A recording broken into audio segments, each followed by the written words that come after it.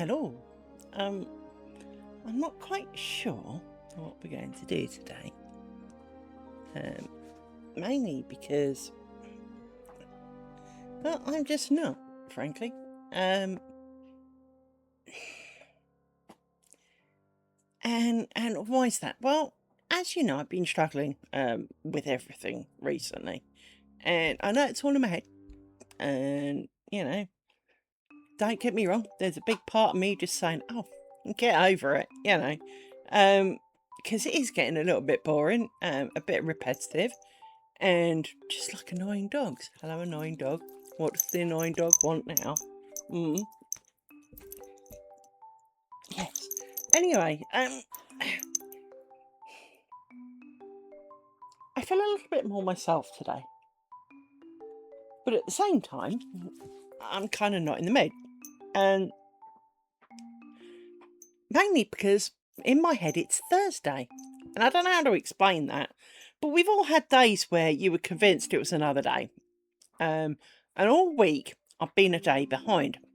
So in my mind, today's Thursday, and because today is Thursday, this was not the thing that came to mind.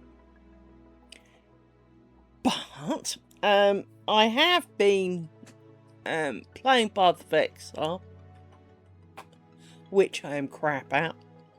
Let's not pretend I'm any good at gameplay. Although I did just descend my druid, one of my druids. I did finally manage to ascend. I found a bug, and you know what it's like when you manage to do something that's kind of like no one else seems to have done, and they kind of go, "Oh my god, how did you make it do that?" Right?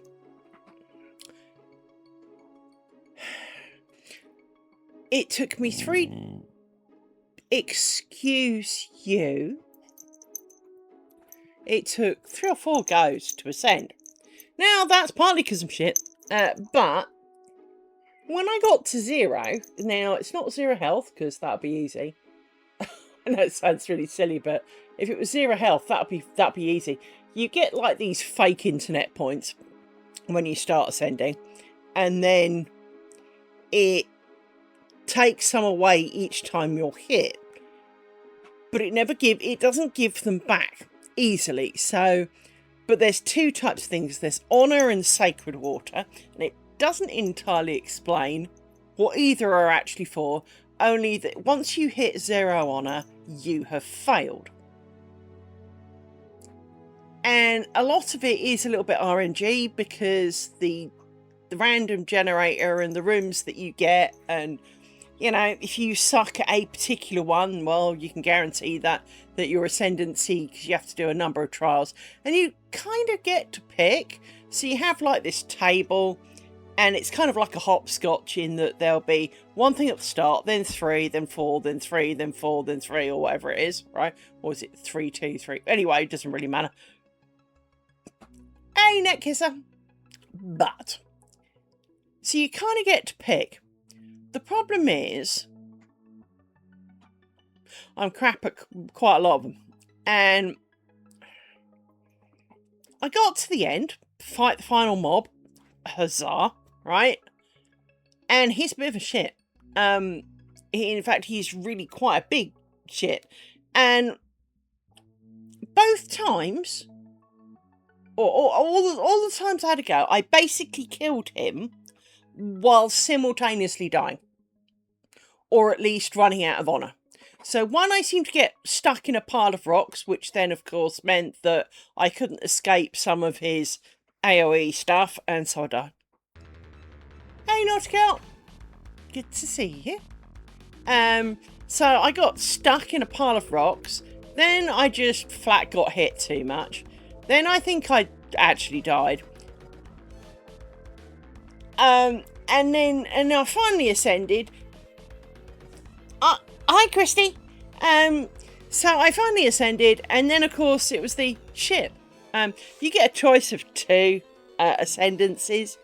The problem is, once you've picked, you can't unpick. So it's not like you go, well, I'll try this one, and if I don't like it, no, you can't. No returns on this. And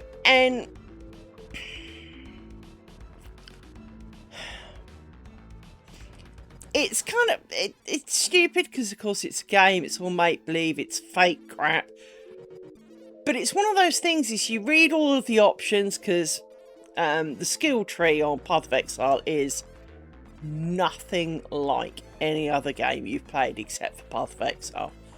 The skill tree on Path of Exile is like a constellation map.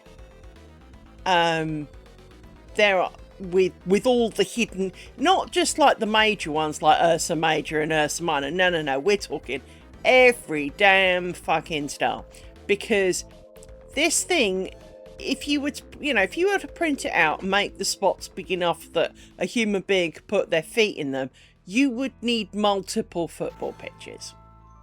This thing is huge, right? And that's American football pitches, not our soccer pitches, right? This thing is huge. And each option on it can be kind of a little bit weird. So when you start a character, they start you out in a direction, because you start in the middle and it's a big circular thing, like a doily. It's a big circular thing, and they kind of point you in a direction, but you can veer off and pretty much go anywhere you can get to, but obviously you have to buy skills to go in a certain direction. So you can't buy everything, clearly. In fact, you can only buy a really small percentage of it, because even by the time you've hit 100, picked up lots of extra points, you'd be surprised how little options that actually gives you out of the many on the tree. And well, it is one of those weird points is that so I finally ascended, and as a druid, and I had a choice of shaman or oracle. And the problem is that, and this is going to sound really weird, normally, for example, in an MMO, if you are a spellcaster, you can kind of wield anything you like, but you'll be really shit at it. It's not really worth it. All your damage is in your spells. Even if you're a form of hybrid, where your spells are a bit crappy, you are still usually limited to certain kind of armor types, certain weapon types, and maybe racially you'll be limited to certain things. I mean, it always made me laugh that in World of Warcraft, which I distinctly was not the greatest fan of. I don't hate it, I'm just not the greatest fan of it. One of the things that Blizzard always banged on about was no racial, no nothing. So you pick Alliance or Horde, right? Horde for the win, by the way. Sorry, Lady Sylvanas, if you're listening. But if you pick Horde, you can't speak to anyone in the Alliance. And it is decided by race. So you can't just pick, I want to be an Alliance and I want to be this. Doesn't work that way. So racially, you are then streamlined into Horde or Alliance. If you want to play a Tauren, you must be Horde. If you want to play the Night Elf or whatever it's called, Blood Elf I think it is, you will be Alliance. Well, that's a bit racist, isn't it? And there's not even like a quest you can do. Gnomes can be both, I think, or it could at one point. But an awful lot of it, you can only do this, this is only available to this race. This is only available to this, I'm sorry. There you are banging on about don't be racist, but the whole game is built about being racist. Anyway, in most MMO style games, racial traits are a thing. So if you're an ogre in EverQuest, you can't be stunned from in front people can whack you on the head all you like. It's not going to matter. You're just going to look at them and bash them back. And usually it's a beneficial thing, not a limitation thing. So that's a good thing. Oh, it's not. Oh, I was just moaning about how Blizzard was always, you know, no racism, but their entire game is based around racism, as in you can't be an Alliance Tauren, you know, and all that kind of stuff. But generally there are things such as small armour won't fit big people. You know, facts of life, but that's a bit sizist, is it not? Anyway, it is, right? Now, in Path of Exile, this is not true. And this actually creates weirdness of its own. So if you want to be a wand-waving thing, you can start as a warrior. You can wear full plate if you want. It doesn't stop you. Now, each time you gain a skill gem, because, you know, they do a thing called skill gems. They don't have spells or skills specifically. Everything is a skill gem. And that either grants you a spell or a skill. Which is fair. It's an easy way of dealing with it. And if you pick a warrior, it will naturally default to expecting you to have weapons of a certain kind, because you start with a particular weapon. But you don't have to use it. You can go off and wear a frock and wave a wand if you want. Similarly, you can start off with a frock and a wand and go, nope, I want to man up and go and get plate, and off you go. So although you pick druid, rogue, whatever, actually no you don't. You pick what the game is going to offer you by default and the direction you start on the tree, on the big skill tree. As I said, it's circular and it's, I think it's got 5 points or whatever, and you start at one of the 5 points and it pokes you in a direction.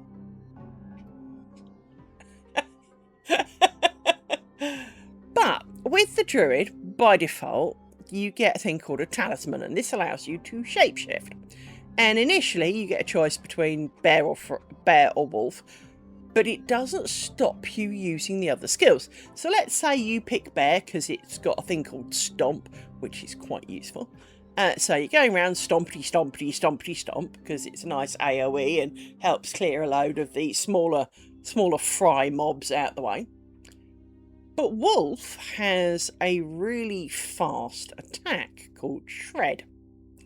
So you can have stomp, but default to shred. So you pick wolf and then put the bear skill of stomp, because you picked it, on your skill tree. So you're a human, and then when you go to fight, you turn into a wolf because of shred, and then should you want to stomp, well, you're suddenly a bear. Later on, not that much later on, but later on, you get to be a wyvern. And now you can flip between all three. Now, chances are you kind of gravitate to one, which is why I have 4 druids. I'll explain why 4 in a minute. So I've got 4 druids. One is a bear, one is a wolf, one is a wyvern, and one is the leftovers, frankly. Because druids get a plant line of spells. And you don't need to, you turn human when you use the plant line. So as a result, you can play purely plants. And they actually are quite effective, these plants. But of course, you can use them as another character. So as an example, I have plants and minions, which is more of a witch trait. So I have a bunch of skellies that run around after me, whacking stuff. But I've also got a big pile of plants. So basically you cast a load of vines, they go on the floor, they slow down your enemies. And then if you've got thunderstorm, it encourages the plants to grow and explode. bit weird, but that's what happens. And you've got minions, and they it's really quite useful. But I just ascended my wolf, and the wolf's core skills are all ice. But as an oracle, you get the option of paths least walked, or whatever it's called, which basically adds, and you're going to laugh, even more skills to the skill tree. Now, I'm going to guess that there's around 900 something skills on that skill tree. I mean, let me fire it up and show you. Hang on. Let me log in somewhere. And I'll show you. Num num num. So, hang on. Like everything, always takes longer when you don't need it. Right. Fine. Right. Bear in mind, I cannot zoom out and show you the whole thing. So, this is the skill tree. There has got to be at least 900. So there's the top. You start in the middle, and normally the middle has not got dots in it, so ignore that. But you start at one of the 6 points, it turns out, and you head off. So I started here, and it heads me off out over here. But I'm level 20 something, and I've only got like this far, and I've just picked these. But these little blue lines, these are extra bits that it's put in for me. Now, obviously, there aren't any really too far out of my way because it expects you to live within this area. But it's added all of these, what's that, minions? All of these bits. These are all cold and damage and immobilization things. And I've got a skill point. So I can spend one. What am I going to spend it on? Depends where I want to go, really, doesn't it? What have we got around here? So you can search on it and do things like, I don't know, damage. Oops. Helps when you click in the button thing, right?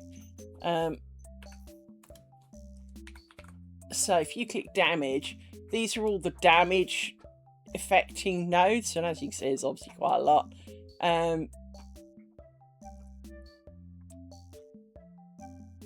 Well, it is, but that's because we're talking about some. We generally chat before we start. Don't worry. But yeah. But as you can see, there's one hell of a lot of skills in that, and so decisions are truly, truly kind of slightly defining, if you know what I mean. Anyway, I don't know what I'm going to do today because, as I said, kind of not in the mood. I was kind of watching Harry Potter and the alarm went off for Friday and I went, oh shit, it's Friday. Because as I said, I thought it was Thursday. So let me show you what I made. Now, I know it's not very big. Let's zoom in a bit. No.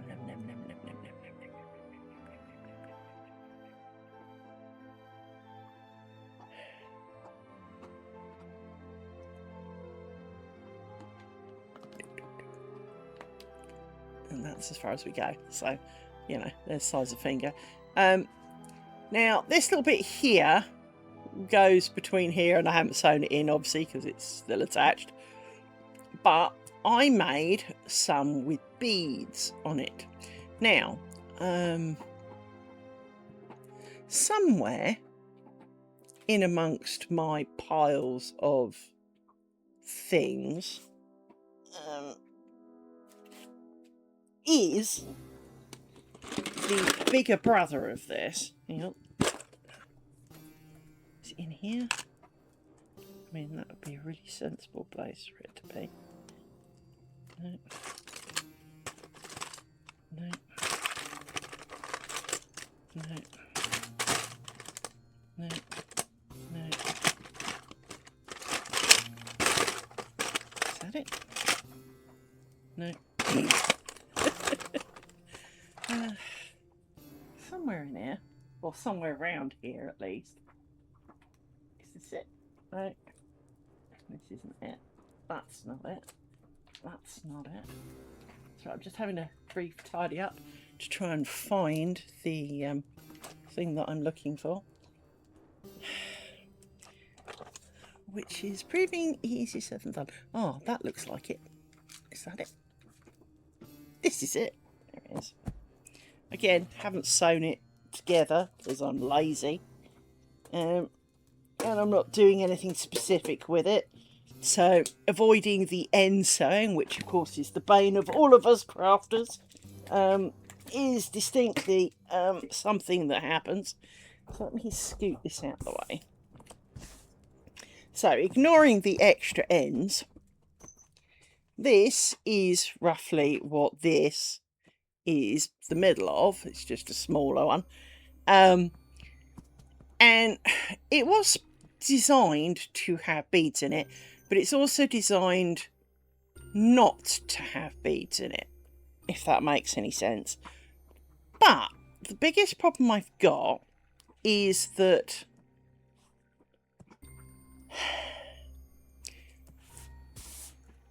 the designer of said thing has produced a PDF, which I'm glad to see, because originally she had not, and you had to write it down off like 3-second bursts while she had a 40-minute video whittering on about it, which is all well and good, but kind of gets a bit much. Did I join those? No, I didn't. Good. They just look joined for a minute. It was designed to have beads in it, and she tells you put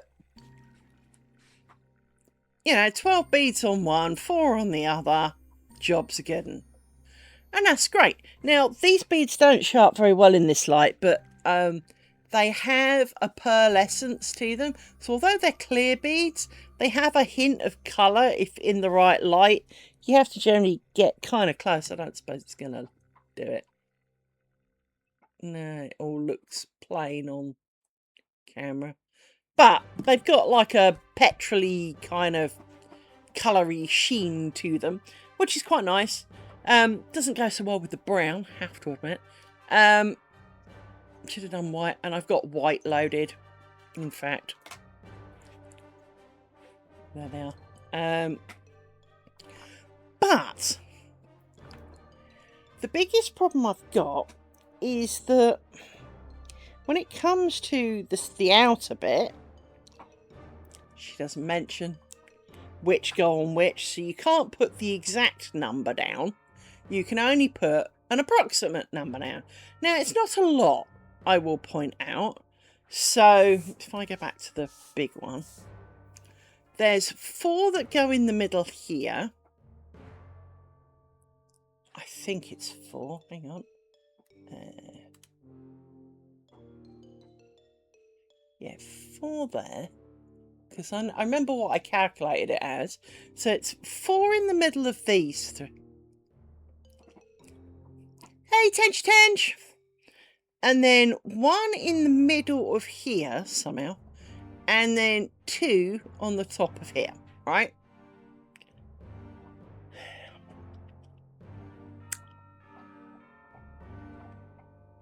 But I am a little bit kind of reserved is the word for it, because obviously if you've got 4 and 3, that's 28 for the whole lot, but as it doesn't say which goes where,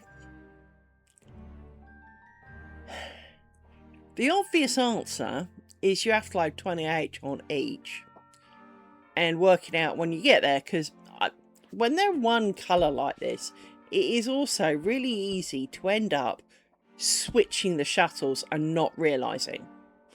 So even, for example, though I've got different coloured shuttles, it's probably a bit easier if you've got 2 coloured yarns, is the because then you'll notice if you're using the wrong one. So, for example, chains. So if I look at this, this is a loop. That could be either, right? This is a chain. That's designed to have number 1 on the inside, number 2 on the outside. And then there's a loop. Well, that could easily be either. This is a chain. So 1 on the inside, 2 on the outside. These then go like this. This is normally number 2. Doesn't have to be. Again, because, you know, doesn't have to be. So, and let's say that these loops are normal loops. So this would normally be of number 1, right? So depending on where you are, most of the time, and I say most of the time, both shuttles are available at a given point. So with this, if I assumed that these, she's got a colour, is it a colour picture? Hang on. No. It's just that, a colour for that square and that square. Which again, very useful. But if you know, with this one, for example, this is all number 1. This is number 2. Number 1. Number 2. Number 1. Number 2. So with this one, number 2 realistically only does this little bit. It doesn't appear in any of these loops, which makes this little square nice and easy to work with, because, well, 99% of the time it's one shuttle. Now, in true Liz format, Liz not being very good at being decisive, one of the things that I've seen quite recently is, normally when you do a loop and then a chain, you turn the work over and do the chain from upside down, in effect, so that you get the smooth bit on the outside and the lumpy bit on the inside, which normally, obviously, smooth bit on the inside of the ring don't work.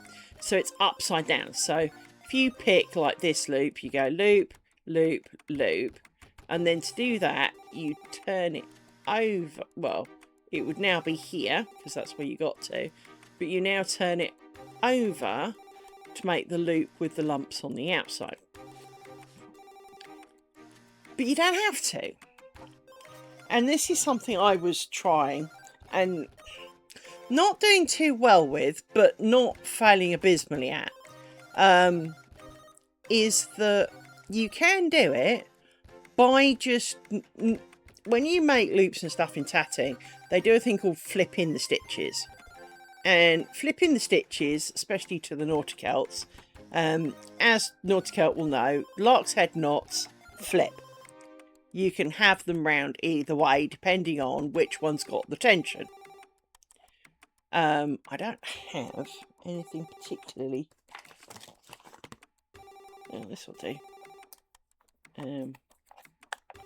It's not going to be ideal, please understand. Hang on, I'm just unwrapping a mouse cable. Bear with. Because there's plenty of it. Right. Let me just quickly make a lark's head knot with this, like this. Right.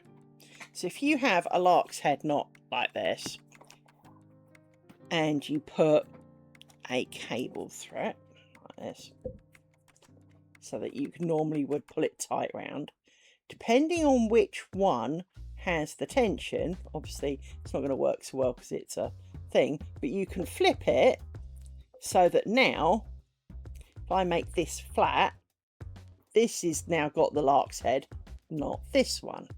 It's probably not that well visible, but if I do it the other way around again, so if I make this and I straighten it, the lark's head moves to the other side, right? Doesn't look as neat and tidy now, but bite me. You know, there you go, sorted it out. So lark's heads flip, and this is primarily how tatting works, is that you're making lark's heads knots, whatever, they're called lark's head knots, whether I'm sure Nauticalt will tell us they're not technically knots, but lark's head things, and you flip them. So you do half, flip it, do the other half, flip it. And the flipping it can get a little bit frustrating. For all the right reasons. Now, obviously, part of the reason you flip it is, grab. So if I do this, I'm making a ring. If I now do some work in the ring, flip. There you go. So if I do that, it has to be on the one with the ring, otherwise it's not going to make a ring. It's only going to make a chain, right? And let me untangle this before I drive myself insane. Hang on.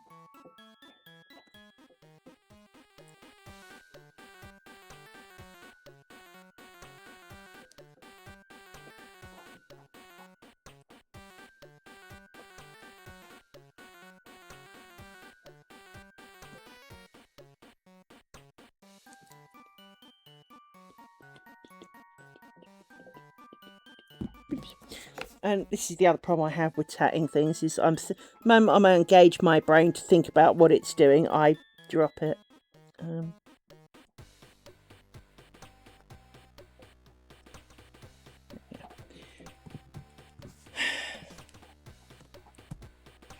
But basically you make the hitches and you flip them so that they are on the working thread in your left hand, even though you made them with your right hand. But there is, and I appreciate that lots of people are in an ad right now, so that's a really good point. You didn't tell me about that.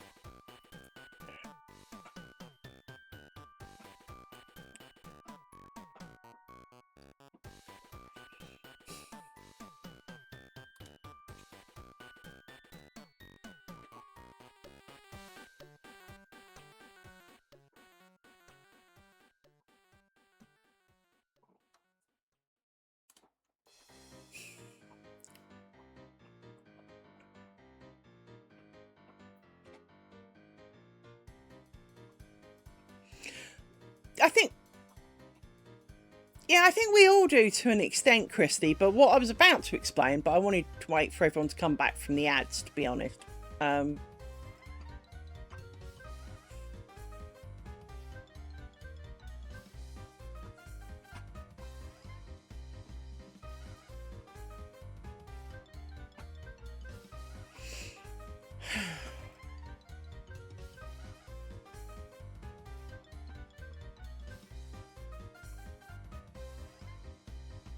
By the way, any chewing you can hear is Rory currently gnawing on a bone.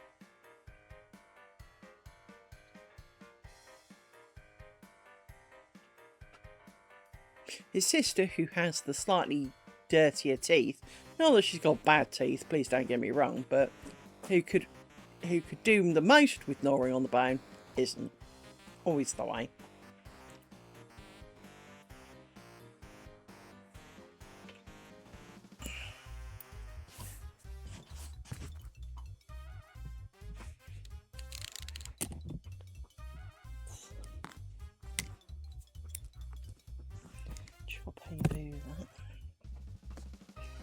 Get a pokey thing,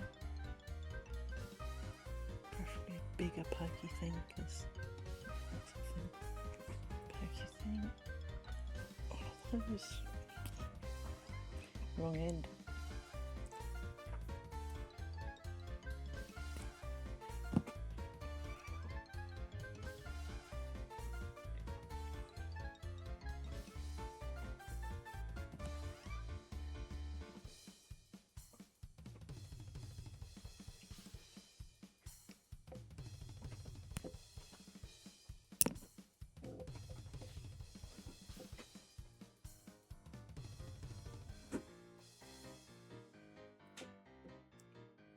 Hurrah, you should be back.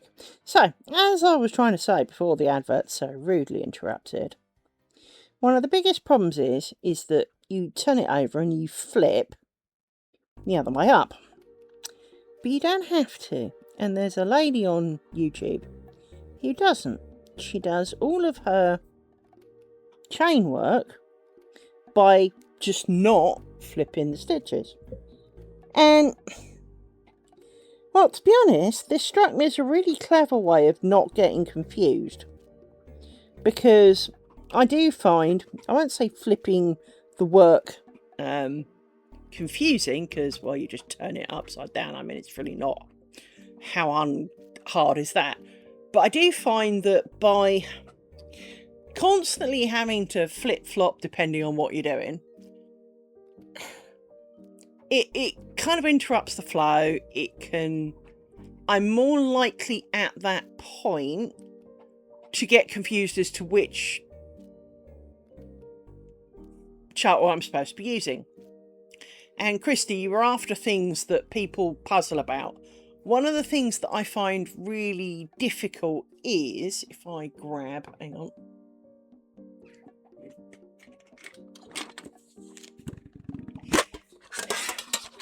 Well, yes and no. Let me explain something, Christy. Hang on, let me find one to show you, because I've just put them all away.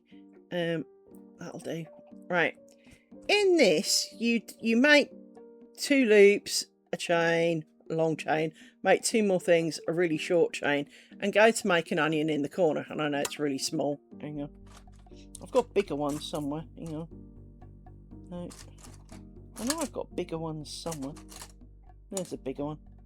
Make a slightly bigger one. Hang on. Because... no, that's a different one. Hang on. I did have a bigger one. No, no. Oh, fuck it. I know I've got some bigger ones somewhere. Anyway, let's put this back down. Squish. Right, let me zoom in on this. Hang on. Down a bit. Left a bit. So, you make a little ring, do a long thing, make a ring, do a little bit, and go to the corner. At this point, you go to the corner, so it's this way up, and you've just finished making, well, it's more like this way up, but as not, I know it's symmetrical, I didn't have to say now, but making it go into this corner. You now need to make the onion. Now, as you know, I've made many of these out of different colours. So I have purple and pink ones, and I have pink and purple ones. And here lies my problem, in fact, best demonstrated with these to an extent, because they're different colours. When you get to this corner,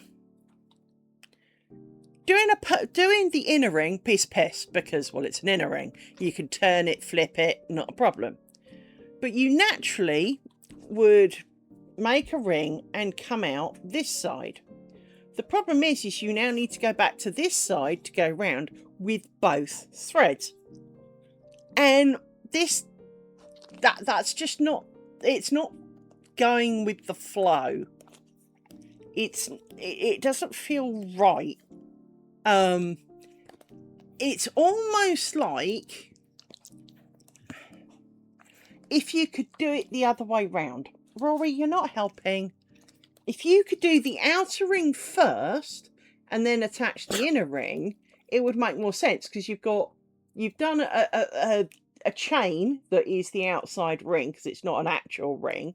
You've then got one thread that'll be pointing that way, one thread that'll be pointing that way. Or with the upper thread going that way, you could make the inner ring, which would bring it back round to here, and you could continue. But that's not what you do. You make the inner one and then the outer one. And to all of you who think that this one is better, you're psychopaths, right? But I quite like the idea of these being a flower on like a garden with paths, right? They both look fine, but I find it weirder. There's too much pink. I think it's because I'm not a pink girl and there's just too much pink. But because these are different colours, it makes it easier to see the 2 different rings. And when you get to here, you've done your change, your pink's on the inside. And at this point, purple is sticking out downwards, pink is sticking out upwards, which is fine. So the pink's ready and waiting to go out. You do a purple ring, but now it's heading that way, but you need to go that way with it. And I think that's something I find really, really awkward that no one talks about. They don't, they talk about the joins of the onion, which you may notice I've got much better in my joins of my onions. They all look a bit more oniony now, and less scraggly. That's fine. But it is just a little bit weird for me. Sorry, I was wondering what the dog was doing. It just seems a little bit weird that you don't have the flow. I mean, if I scoot this over and bring back the square, when you do this square, you make the inner square, piece of piss. You then start on here and you go round, loop, up, loop-de-loop-de-loop, round, loop, you know, swing across, loop, loop, do a funky gibbon at the bottom. Animal, yeah, you fell off my fucking leg. It's not like it's skinny. I am not a skinny lady. I'm no my 600-pounder, but there is more than enough room for mountain goat here. Don't look offended. As she stands back on my leg. Just because you're too stupid and you stood on a bit that wasn't leg, I mean, you considered you were not invited. They are not for standing on, young lady. No, I said do not stand on my boobs. You're lovely, but fuck off. I gave you the biscuit. That was it. I did. No, don't. There is no more biscuit to be giving you, little one. You had your snack. You did. You did have snack. Did he just woof? I'm sure he did. Did Rory just woof? Did you just woof, little man? Oh no, it was a cough. Okay. Trying to have a conversation with nice people here and not with dog. I know. How rude of me talking to people who are not dog. Get the fuck off my leg, animal. So if I pick a corner that's not flipping over on itself, let's pick this corner because it's not flipping over. It's not my best corner, I will point out, because, well, actually that's a pretty shit corner, because that's supposed to tuck under that way. It didn't make clear how whether you join these four or not, because there isn't a knobble at the end, they're knobbles on the side, so technically these are not joined. But they look wrong, not joined. They look like they should definitely join. But you wouldn't join these two together because that's on the outside and pointing away. So there is kind of a knobble in the middle, actually, she says, looking a bit closer at it. There is a knobble at the middle. Maybe I should have joined them at the middle. Anyway, let's pretend they're all joined together in a 4 block like that. But you start there, go round, round, round, up, round, round, round. Stop focusing on nothing. Round, round, round, round, round, down, and then round, up, round, round, round, down, round, out, and repeat, right? So there's a flow to it. You constantly move on. But when you have onion, you go roundy round, down, roundy round, down, round. But then, as I say, one bit's going that way, one bit's going that way, but you have to then go round again, which I find odd. Because you can't really go round that way, because then everything's over here and not over there. So, if you care to share how that's supposed to work out and not be shit, I'd appreciate that. Because I mean, it doesn't matter which way you do the colours, to be honest. Rory, stop licking. To be honest, it almost looks like you should make one loop, chain, chain, chain, chain, chain, chain, chain, chain, chain, you know, with the loops, chain, loop, chain, chain, chain, chain, chain, chain, and then add a second pink line completely after the fact. What is wrong with these wretched animals? What is wrong with you? The door is open, you have water, and I gave you snack, and you've had food. I know. I'm not, just because I'm not doing this every day and you've kind of got out of the habit, but we do this at least every Friday, my man. Yes. I have not got the patience for animals today. I really don't. Just fuck off. Get off me, as he tried to headbutt everything. He tried to go through between my legs and destroy the positioning of the lace pillow. I love you very much. I really, really do. But do not mess with my lace.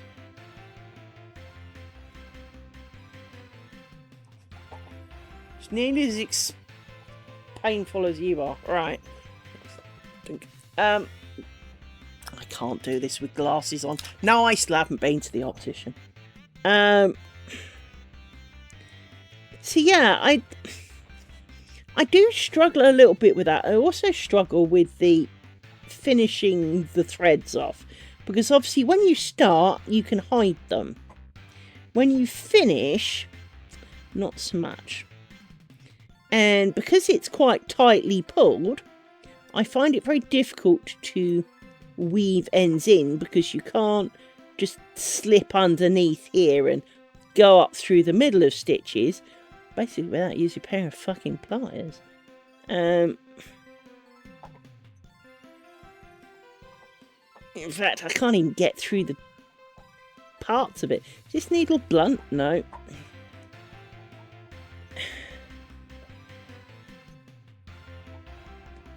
See, this is the problem. This is part of the other reason why I don't finish things, is because I find it fucking near impossible.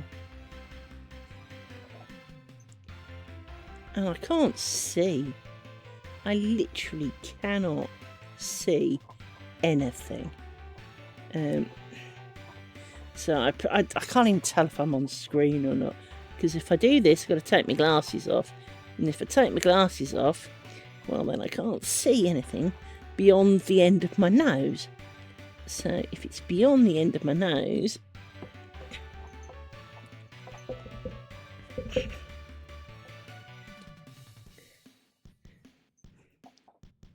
do find it just tends to wreck everything.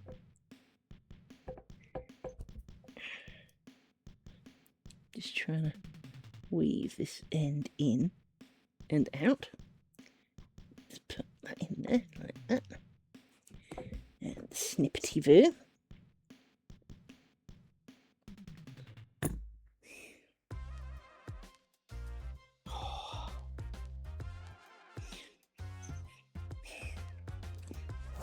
Think of me tomorrow afternoon, for I have a flu jab. Now,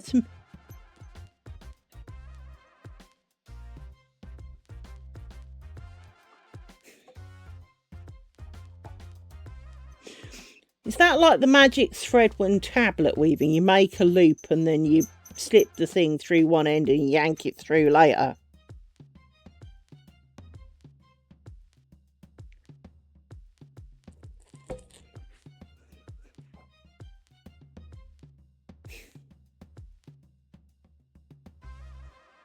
I'd have to see how that... I don't... Well, I can see how that can work, sort of, but I also don't see how I would work with...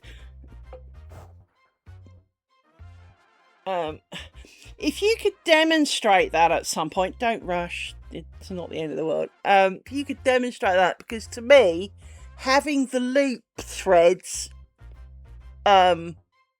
floating about would annoy me. I mean, the ends annoy me, let alone extra loopy things to get my fingers caught in, because one of the problems I definitely have with tatting is that my fingers get in the way.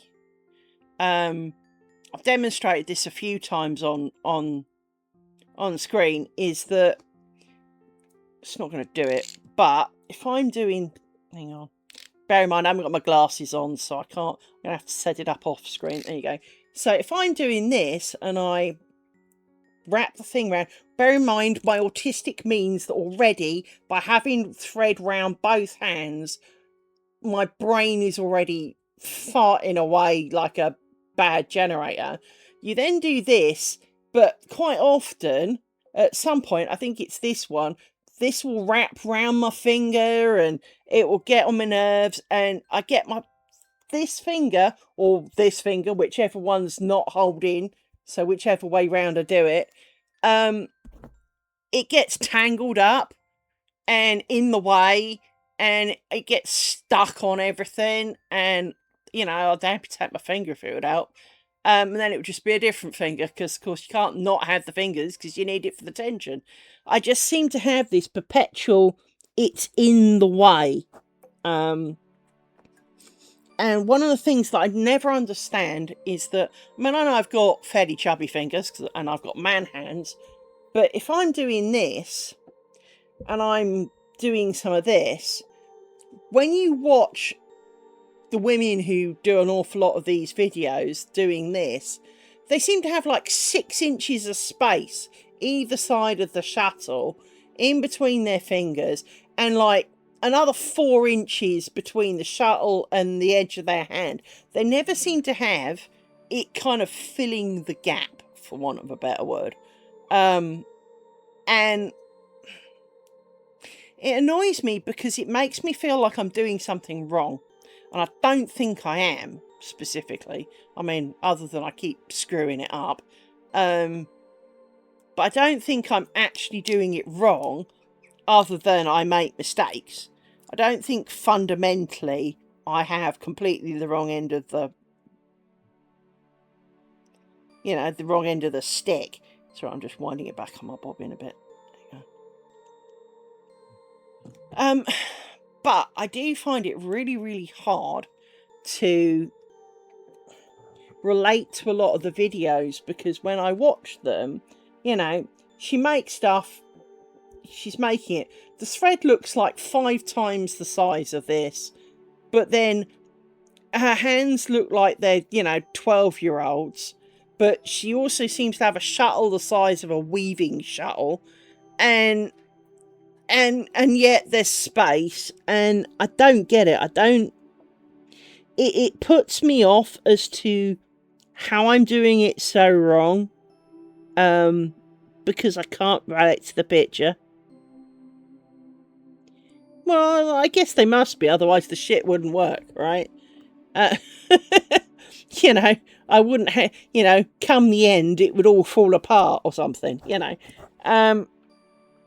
but it just seems that when I watch a lot of them, it doesn't make me feel confident that I'm doing the right thing. It makes me feel very confident that I'm doing the wrong thing. Because I cannot make my hands look like theirs. Their hands are my hands. I mean, okay, they might have thinner, daintier fingers, but that's not enough. That's not enough explanation. See you in a bit, Naughty Cat. It just kind of frustrates me because as a beginner, you're trying really hard to imitate the person in front of you. And when you can't, because nothing, it's a bit like,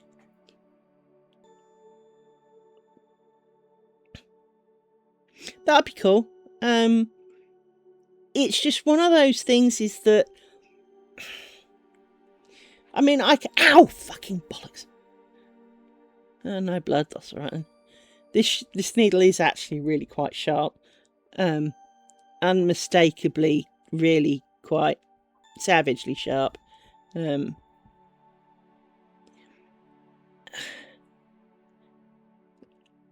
obviously, I found my finger with it rather rapidly. To the point I feel a bit lightheaded because of the adrenaline rush for stabbing my finger with it. Only I could achieve that. Ow, bollocks.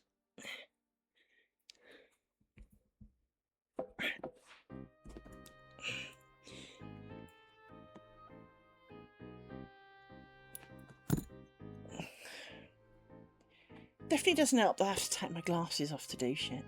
But there we go. It's finished now. It's... I mean, see if I can find you a snap edge of... Don't need those anymore. All that. Out that. Going there.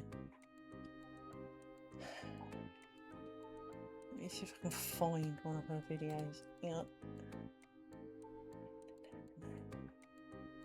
Because as always, you can never find them when you want them.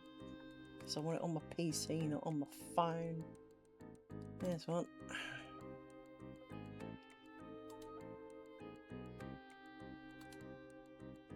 Yeah, let me...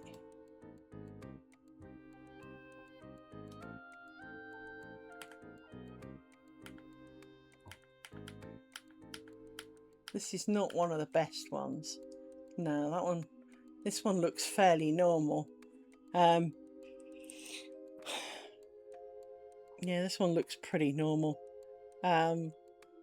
She looks like she's got fingers like the rest of us. But as I said, quite a few of the ones that I've watched recently, they have like these dainty little fingers. It's like their fingers are thinner than the bit of this pair of scissors.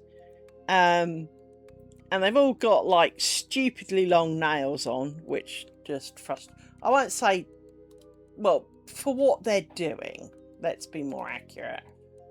For what they're doing, their nails look really long and in the way. Is this one of the ones that...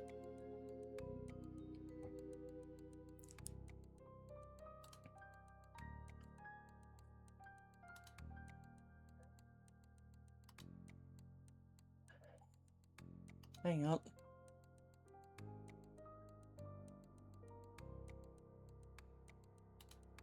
I mean, this is a little bit extreme because she's showing how to do it with a piece of rope and a shuttle the size of a horse. But if you look at that, she's got thread that puts chunky knitting yarn to shame because, frankly, it's more like the cord from a bathroom or a dressing gown or something. And she's got a tatting shuttle which looks to be about 1 inch high and about, 4 or 5 inches long.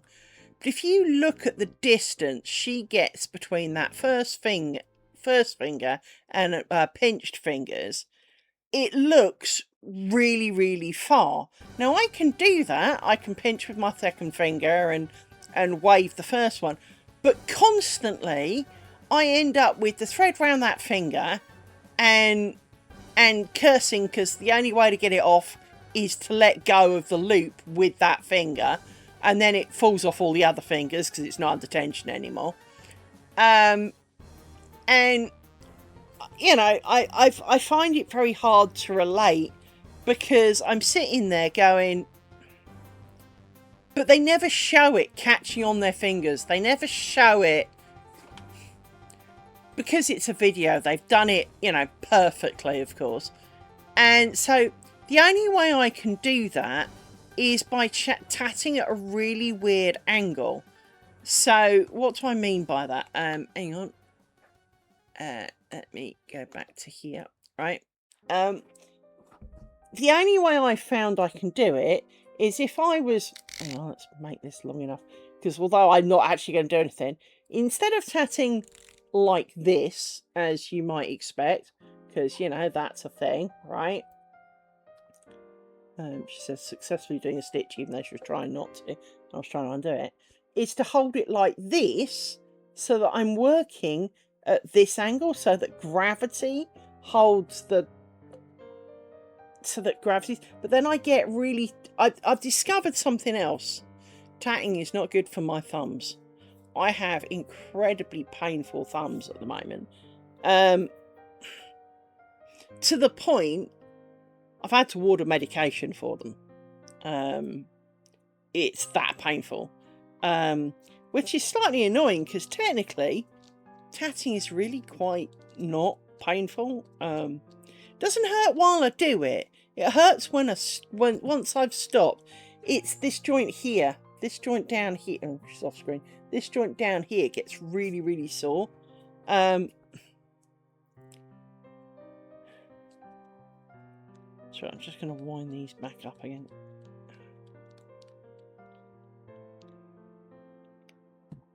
So yeah,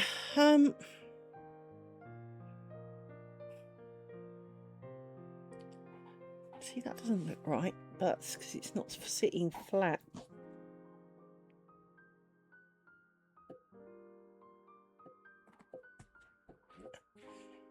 It just... One of the other problems I have is their stuff never looks scrappy. Their stuff is always absolutely perfect. And even though this has got the right number of stitches, the only one that actually looks like I think it should is this bottom one near my finger. Let me zoom in. Hang on. Right. Well, I say looks like it should. The closest to what it should is this one down here at the bottom. That from my angle, this looks perfectly reasonable. From your angle, that looks like it goes violently up and down at a funny angle. But all these other ones, none of them look even. None of them, it just looks scrappy. It doesn't look like... I mean, the outside trefoily things look alright, but it's these inner chainy bits, because realistically, the chainy bits, if I hide them a little bit, are actually, you know, so you got the trefoils on the outside. If you tuck all of these out the way, which is not easy to do, tuck them, tuckety-tuck, somehow. No, I can't get that bottom one out.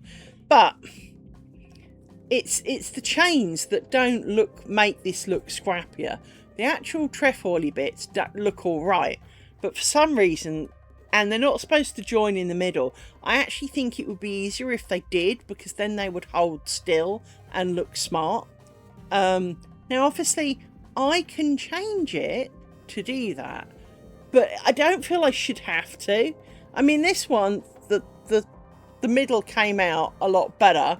The chains look a lot flatter and all the rest of it. Why has that one got a weird thing? Oh, it's because I screwed those two up, that's why. I was wondering why that looks like a crown. It's not. I cocked it up is the short answer. I find it very easy to lose track of what I'm doing, because in part because often of the way they show the instructions, they either have a long line of, must give you vision back, a long line of words that'll do like so like these edge ones here, not that I'm going to zoom back and show you, but this is 9454, so you get 9 picot, 4 picot, 5 picot, 4 picot back to the start. Then you get 4323 B3234, and they write that all out, and obviously you have picots and decorative picots in case you want to make them different, right? The problem is that picots look a lot bigger until you scrunch them up. I know it doesn't make a lot of sense, but they can, you know, you look at a gap between your stitches of 2 or 3 millimeters and go, that looks big. You cinch it up and it kind of poofs into nothing, which is why some of these picots are infinitely tiny, is because, well, I made them 3 times the size of the stitches and, well, they disappeared, to the point I had to get a pin out to make the hole big enough for my crochet hook.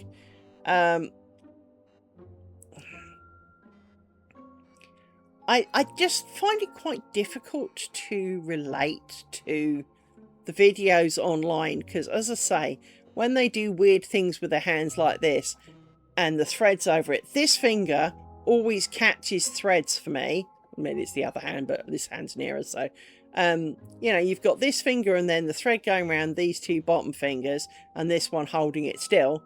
But if I do this, the thread's getting caught on any of these kind of fingers. And then, so unless I hold my hand up like this, but then that stresses my hand more because it makes my thumb work harder to be underneath, because that's a fairly, you know, doing a bit of this is kind of a natural resting. You know, if you rest your hand, it kind of sits like this. Well, if you do that, it's really not that big a deal.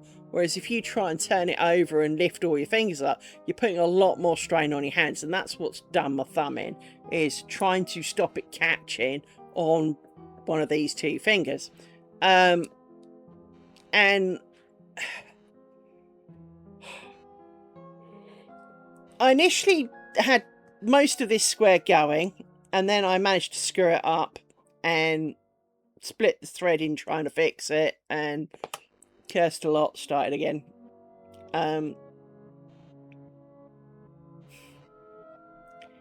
There just seems to be some hidden tips and tricks that... Now, there are some tips and tricks kind of videos on YouTube where they'll explain things like you can not flip. Oh, excuse me. Dear God, you'd think I've been up all bloody night. No, I haven't. So let me do something with one of these, right? Hang on, I'm going to do the most ugly thing going. Hang on. Let's just tie a big knot at the end of these. I'm not going to do a posh thing. I'm just going to tie a big knot at the end, because this is not going to be a thing of beauty. This is a demonstrating thing, and really should be on much bigger yarn, but I don't have any bigger yarn on a bobbin somewhere, so right, join these two. So if I do a bit of a ring,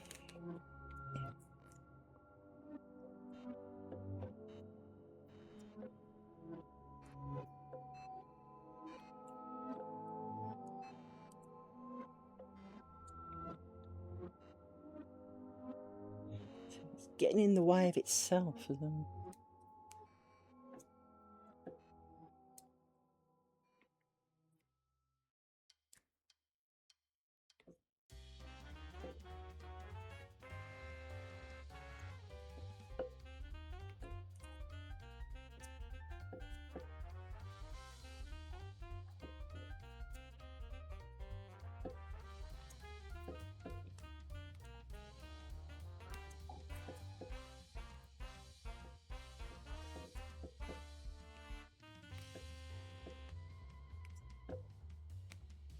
I fucked up somewhere. Even though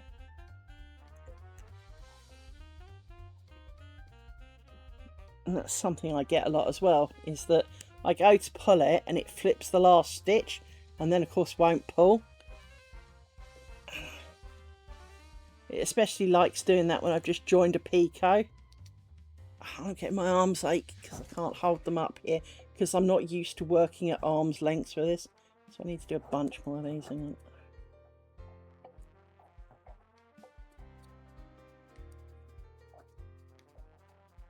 Because this is all going to poof into a pile of nothing.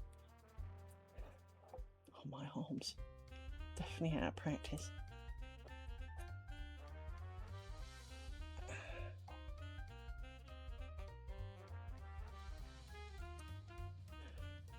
Right, that's 20 stitches, but look how far it doesn't go, right? And then when you shrink it into a ring,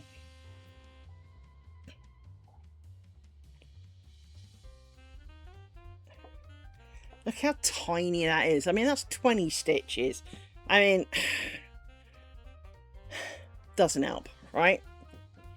But now, let's go to do the thing that I wanted to show you. And of course, I didn't do it tight enough to the knot, but never mind. So, normally, you would turn it over and now do...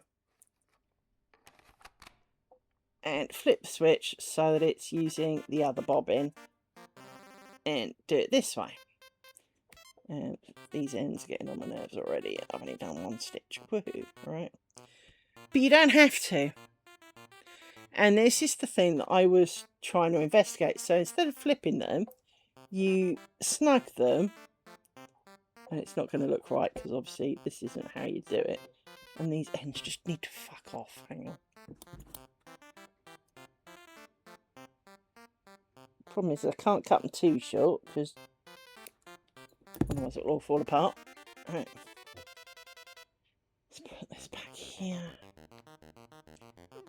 And now I need the loo because I'm thinking. I swear I cannot explain to you how my body works, but every time the more I think, the more I need the toilet.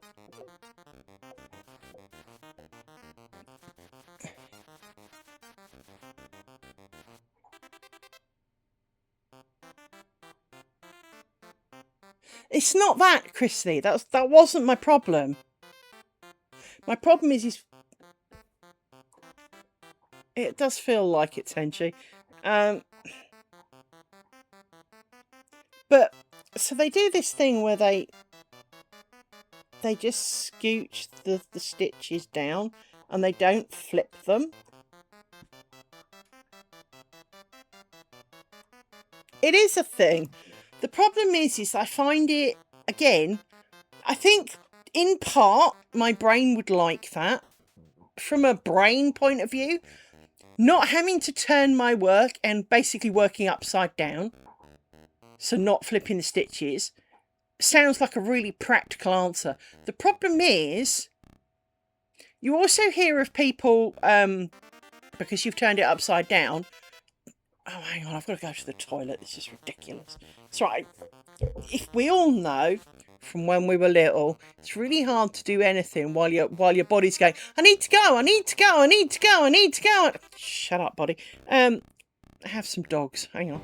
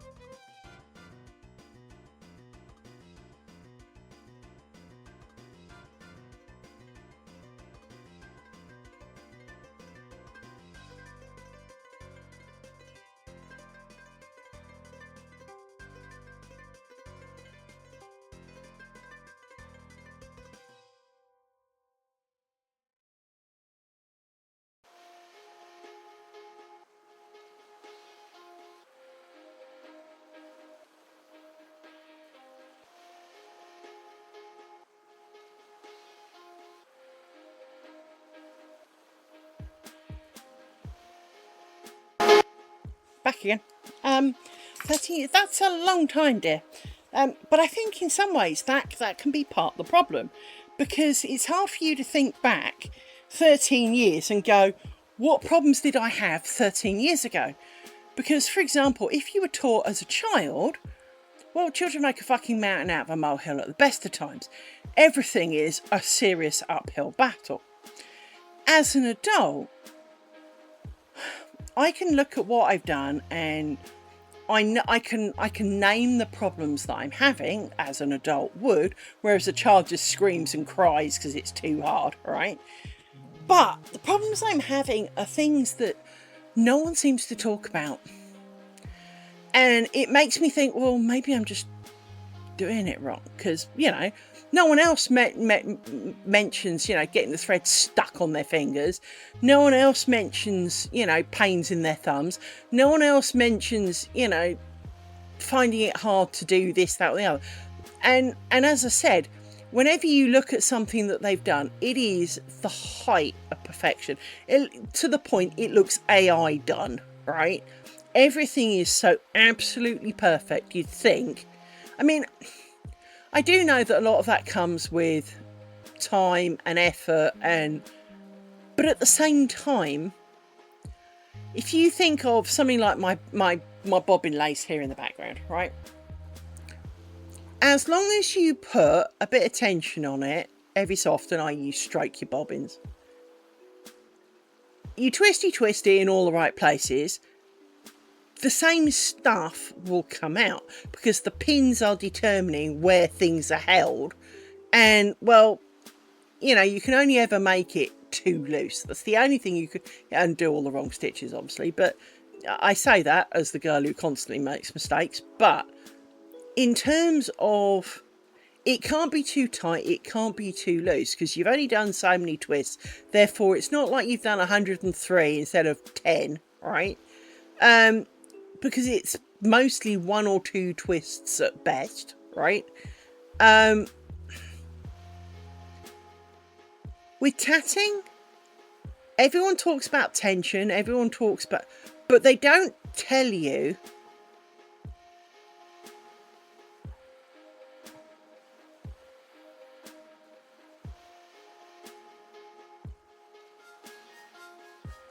well, and that's the thing, is that I know how to. What I don't know is how to make it look good. And because as I'm doing it, I'm very aware of my body. I can tell that for the most part the tension is the same. Now, this is where the thread comes in.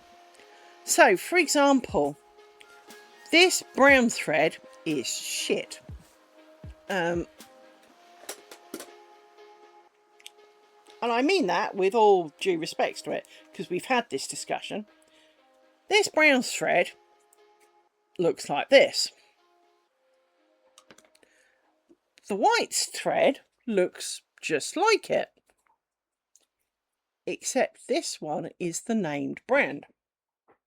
The named brand stuff works very differently to the non-named brand stuff. Now, this stuff was sold basically as if it was the white stuff. And but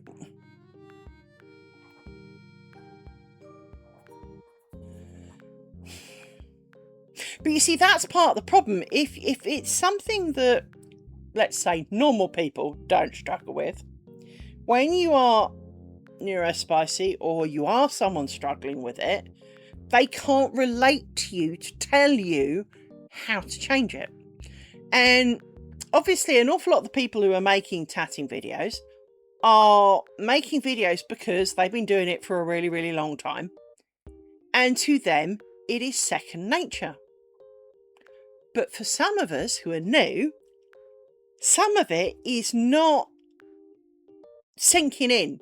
Some of it, the little tiny thing that does not get said is missing.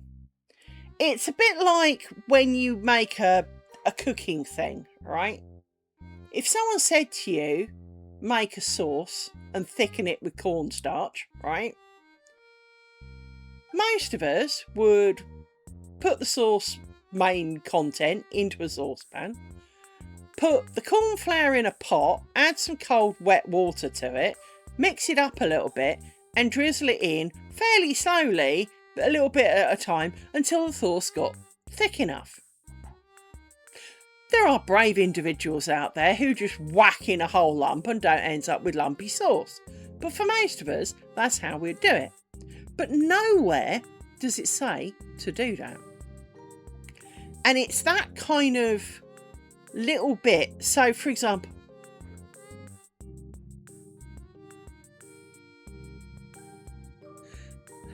to be honest, I really do kind of want to do something with sock yarn, there's a real pull I'm feeling to making a tatted thing with sock yarn. The problem is you can't get enough on a bobbin.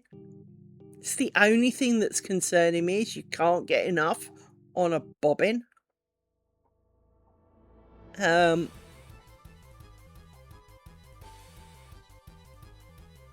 that was part of the problem I had with this, was although this is a slightly fatter white than the other white I showed you, this is the proper white, which is why it looks so much better than the other ones. This is the name brand fat one. I've got a fat and a thin, to use the wrong vernacular of the day. It's not lying flat. But to do this, I filled up these bobbins with fat yarn and made the square. Great. Made the square. Now, with thinner yarn, it's not going to be quite so much of a problem. But I've now got to put loads of beads, which kind of get on my tits. But one of the bobbins barely made it all the way around there. And I think that's something that, much like predetermining how much thread you put on your bobbin lace bobbins, how to work out exactly how much shit you need for a pattern is kind of difficult, because the only obvious way to do it is to make one, or a reasonable percentage of one. So make a quarter, unpick it, and then multiply it by 4. That's a lot of work to unpick that. So yeah, I'm not displeased with this, because it does look like roughly what I'm supposed to, although these stupid little widges on the edge. And you see, this is what I meant by when I said to you that you get people who would go, so if I made a pattern for this, right? If I put this down as a pattern, I know someone has, obviously, because where I got it from, but let's say I make a pattern of this. Inevitably, if you're in any of the crafting forums, someone will write, can you use other colours for that? Or do I have to use that brand yarn? No, you don't. But they can't see past. I mean, this is why when you're selling your house, they always tell you to paint all the real rooms and everything and put carpets in of light, neutral stuff. Because people cannot imagine what it's like different. And it's funny, because when you're buying a house, they say ignore the colour on the walls because you're going to repaint it anyway. Well, you just told the people to paint it a light neutral colour, and now you're telling the people who are looking at it to ignore what colour it is because you're going to paint it. Well, yes, both is true, but the way they say it makes out like you shouldn't have bothered painting it in the first place. I mean, if you've painted your walls in these colours, then perhaps, a bit of toning it down is needed. But I kind of want to make something, but I need to decide what it is I'm going to make, for starters. And I have had a thought. I'm not going to tell you what it is because you'll laugh at me. It's got the word curtain in it. But I have thought, because I've got two very thin, basically frosted, ripply glass things next to my front door. They are windows, but you can't see shit through it. I did think about making some for those. I mean, hence slightly bigger square would be good, because, less of them. And I could do beads on it, because why not? See, the biggest problem I have with tatting and beads is that some things do not need beads, people. Do not get me wrong. I have an almighty shit ton. I had to eat the contents of the pot, which is not a big duress for me, I need to point out. But I have an almighty crap ton of these little beads, and I've actually got more beads than that. I've got quite a few of a similar nature. So I've got more in a packet there. It looks like drugs like that, has to be said. Looks like I've some nefarious crystal meth or something. I mean, I don't know what crystal meth looks like, and I'm sure it doesn't look like that, but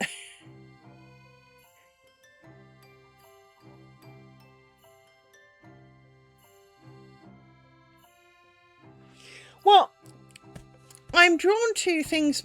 Let me explain. I am drawn to things more like this, than this. Although I really like this, these little widges on the end that have no stability,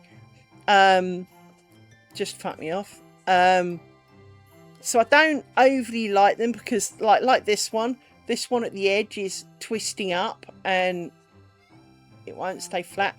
Now, I know that I can press it and I can, all of that kind of shit.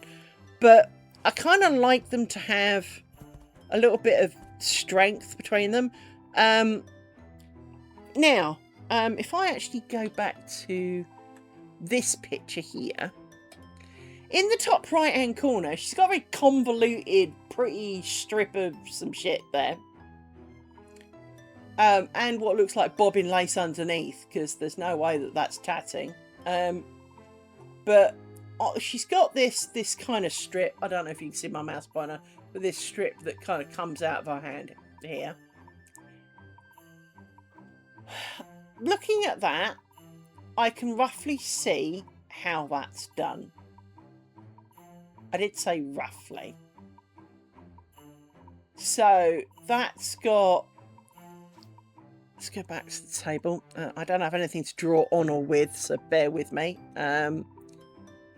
She's got like a trefoil like this that then comes down, makes a loop, and then spirals off to the next one. And that kind of there's two sides to it. Now the problem is I want it to look really complicated, but I also want it to flow. So this flows, but I hate the unsupported, pointless, cornery bits. So, love this middle square. Middle square good. It's very traditional middle square, I know. And I've even put beads on this one, as I said. You can just make out they've got beads on, although it won't focus on it. It's a piece of shit camera. Camera, focus on the beady thing. So, it's got some beads in it.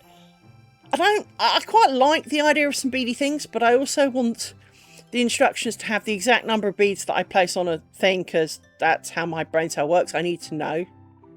So I don't unnecessarily battle with a big pile of beads on the wrong one. So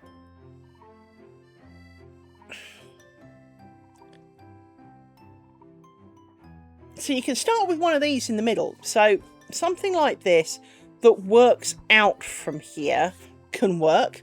There can be two colours. I quite like the idea of two colours, but for a curtain it would have to be not hugely contrasty. So maybe this beige and white, so that although there is a difference, it's not screamingly in your face. So hence something like this can work, which is kind of a bigger brother of one of these after all. I mean, don't get me wrong. I want... If you think back to...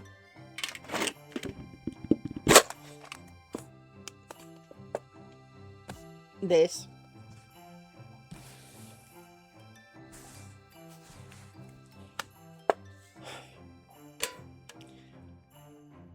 The only problem I had with this was making it in one piece. Because you started here, went up, round, up, down, round, down, up, down, down, down, in, out, in, out, in, out, in, out, in, out, in, out. I found that really convoluted. I would much rather make this square and then this square, or as it turns out, it's this square and this square and then this square and then this square and then this square. I would much rather, which is kind of where these started, to be honest, So if I kind of put them like this, that's what those technically are, is they are the inner squares of that. So I'm not going to make it purple and pink. Dear God, no. But the idea of, you know, little squares, maybe not quite this small because my life is short, and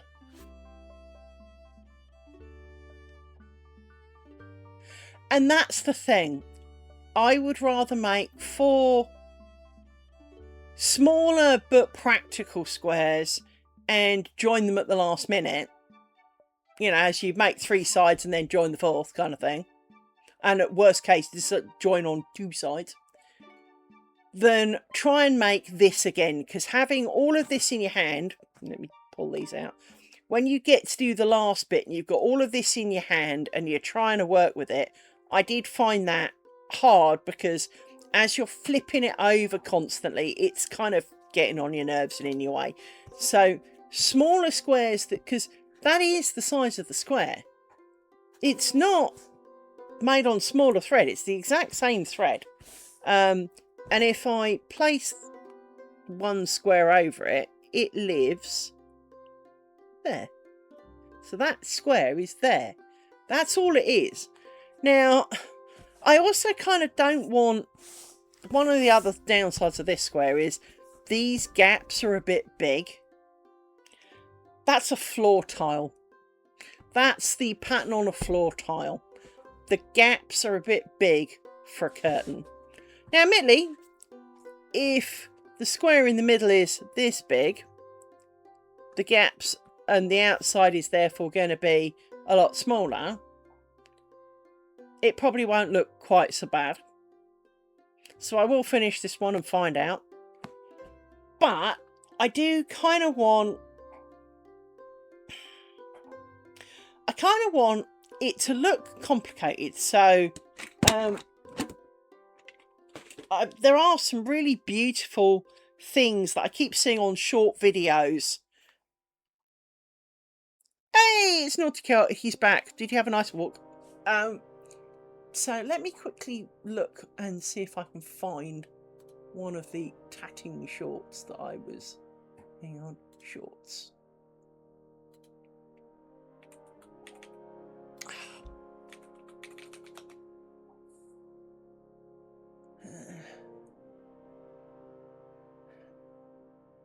Bear with me.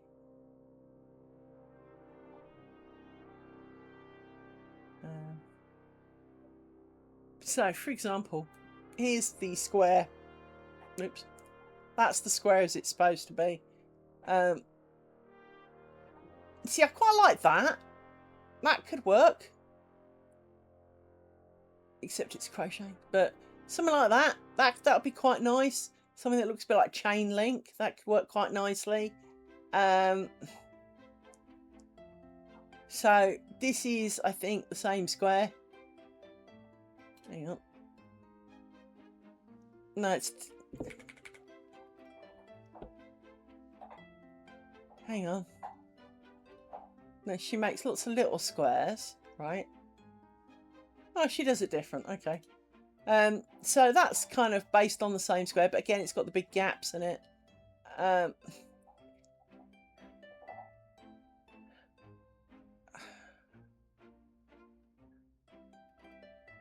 See, this one's quite pretty. This one here I can't wave over because it will leap into action. But this kind of works. This is quite dense, which is quite nice. But it would be a lot of work because it really is quite small. Of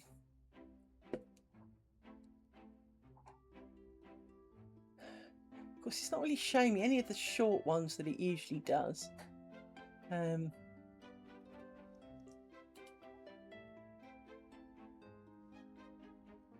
So this is the same square that I was looking at. And you see, that's what kind of...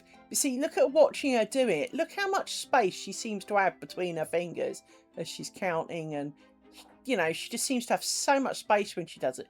But she's made that big square, obviously with small thread, and made this huge thing out of it. And I was kind of thinking that would make a really, really nice curtainy thing. I do love how Tattle Shuttle's got fucking Tunisian crochet in it. Typical everything. Oh, it's the same shit. No, it's not. So this kind of medallion appears everywhere because it's like the most basic tatting one, but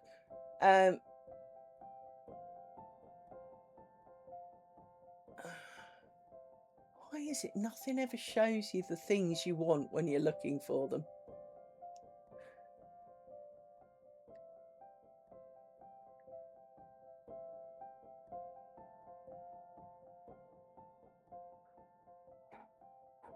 There's been some really, really nice ones.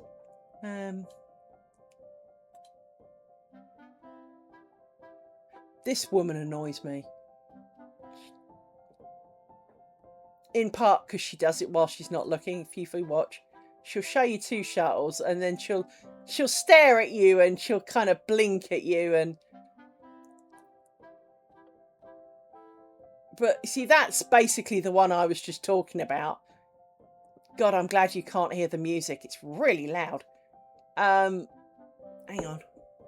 And I've just dropped something. Oh, it's me pliers. But you know, I kind of like it, but I want that gap to be smaller. Hang on. Hang on. I've just clicked off that. I clicked something. Go off the fucking noisy. She's got piano music on it and it's deafening. Children! Enough! Hang on. Hey! Leave it!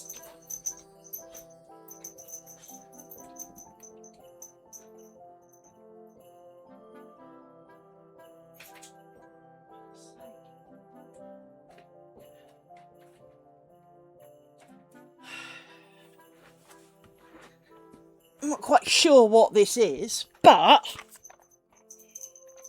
dog holes. Fucking chomp marks. If I hold it at an angle, you can see, look, little chompers.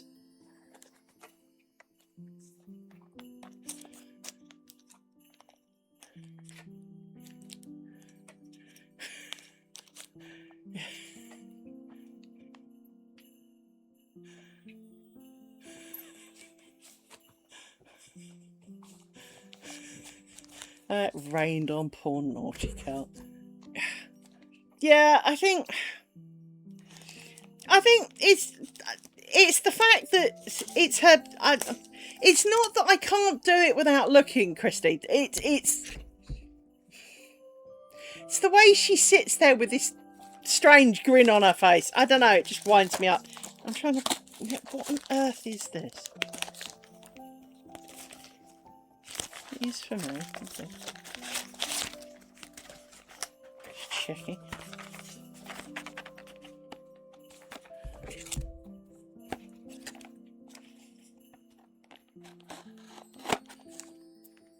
I had some face cream to try and calm down. I get a bit of a rash on my face sometimes. So I got some special face cream. What did I get? I got face cream. The dog bit it. So I had to do surgery on it so that it would... because basically they punctured it. Sorry, it's more of these particular shuttles. They're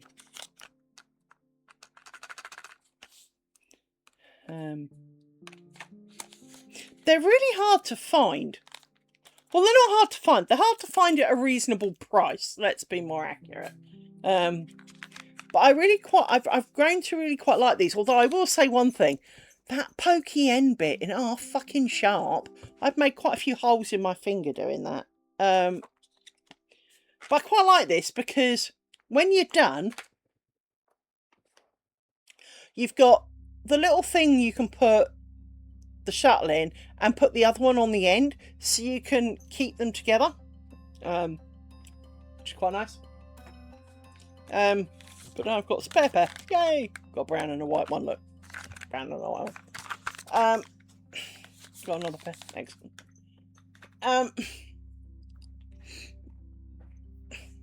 Because one of the other advantages of these ones is that while they have bobbins that you can take in and out, so you literally can, this is the other thing I have, threads mating around the work, which is why working on a big piece in general is not going to work for me, because if it can tangle, it will. If it can catch on anything, you bet your ass it's catching on it. So when I was working on this, getting towards the end of it, I ran out of thread, which is why there's so many ends on this, but it catches on it. So I can't have something that's going to have a lot of bulk to it. Now, as I said, joining it, not a problem, because you do it on like the last round of, you know, if I was to join to this, I would make 3 sides, and on the third corner I join to one, and on the 4th corner I join to one. That's it. So for most of the square, for over half of it, you don't have anything, and you join at the last minute, and it kind of works. I don't mind that, because for the predominant, you know, for quite a lot of it, you don't have a lot in your hand. You only temporarily have extra stuff in your hand. And this is one of the reasons why I found needle tatting actually so much easier. And that was something else that I'm potentially going to try, is try making one of these squares in needle tatting. Just because I found it a lot easier, because you have the needle and you loop, right? You don't, the only downside of that is you need to know how much to have to start with on your needle. Because it's kind of there once you're done, right? But I think, because for some reason with needle tatting, having great piles of stuff in your hand isn't so bad, because you hold the needle still with the work on the end of it. It's all in this hand. I'm also finding my wrist doesn't like the rounding movements much, so I've got to be careful what I pick, because hence, if I can do squares that I join as I go, if I have to stop for some reason, i.e. my wrists are going to explode or whatever, it's not going to be so bad.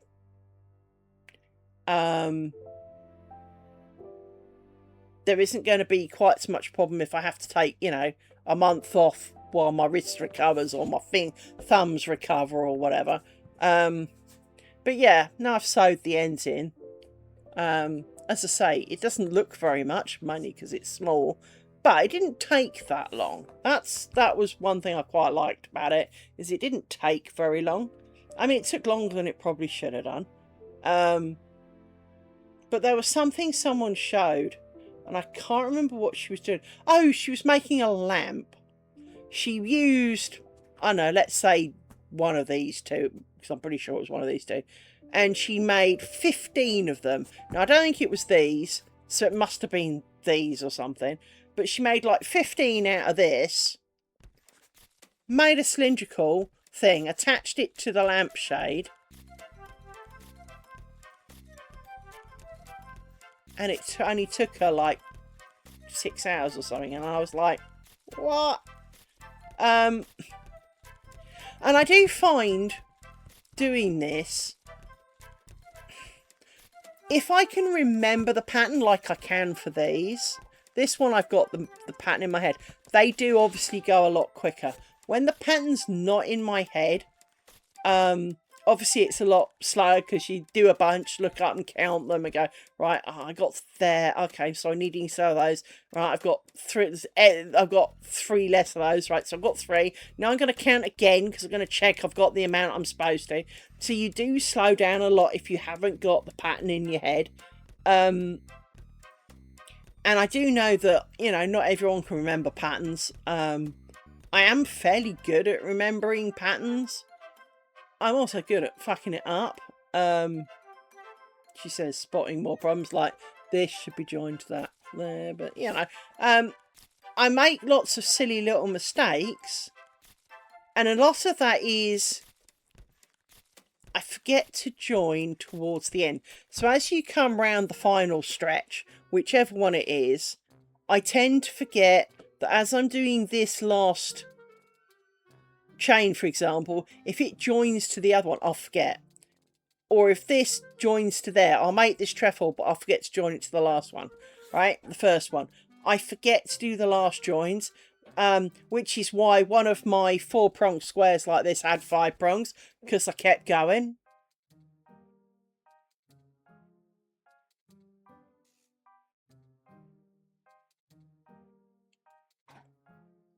Hang on, let me go look.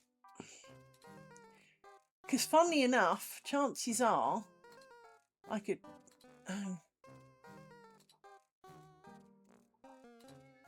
3D tatting.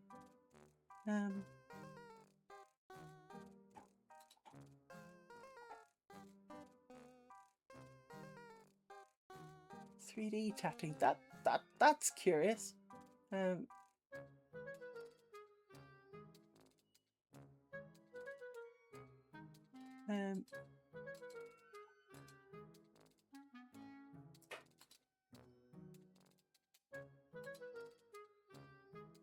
Yeah. It looks... Yeah, that's a bit weird.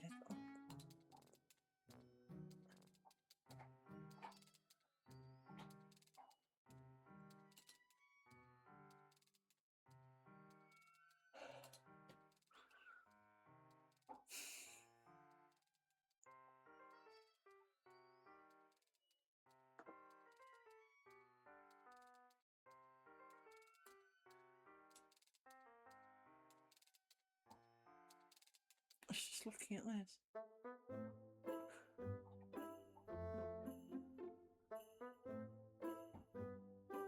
I would guess as a chance you do like, I don't know, a chain of 4, join it to the one below, chain of 4 with it, so you picot to start with, and then you kind of join a picot and it slightly staggers as it goes around.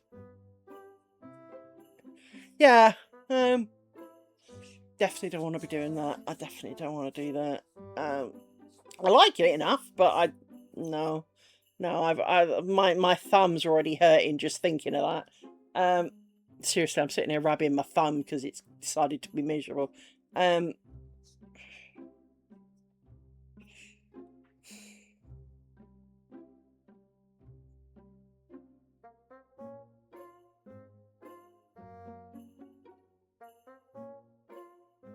Fair enough.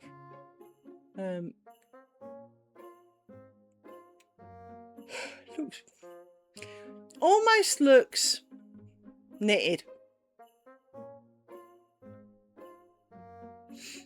but yeah. But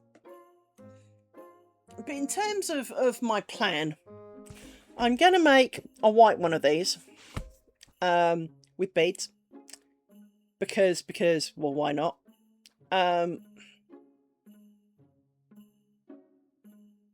Part of me would want to make a bigger one, but I know that... See, this is the other thing is, this is size 40, this is size 20. They do make 30, in some places, but generally not. I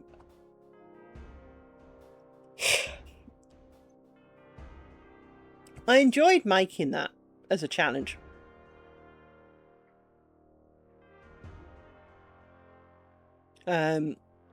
Because I was kind of anti-bead, right? I like the idea of bead, but I'm anti-bead at the same time. But I am pleased with how it turned out. These ones here that sit at the bottom of the trefoil disappear too much in my mind. You almost need them to be bigger or distinctly coloured would be a good idea. So if this was white, having these clear, slightly coloured ones on the outside, I think works really well. But you'd need like bright blue, bright green, bright red, bright pink or something. Because these little ones here, she says, zooming in, hang on. Oops. Oh, wait.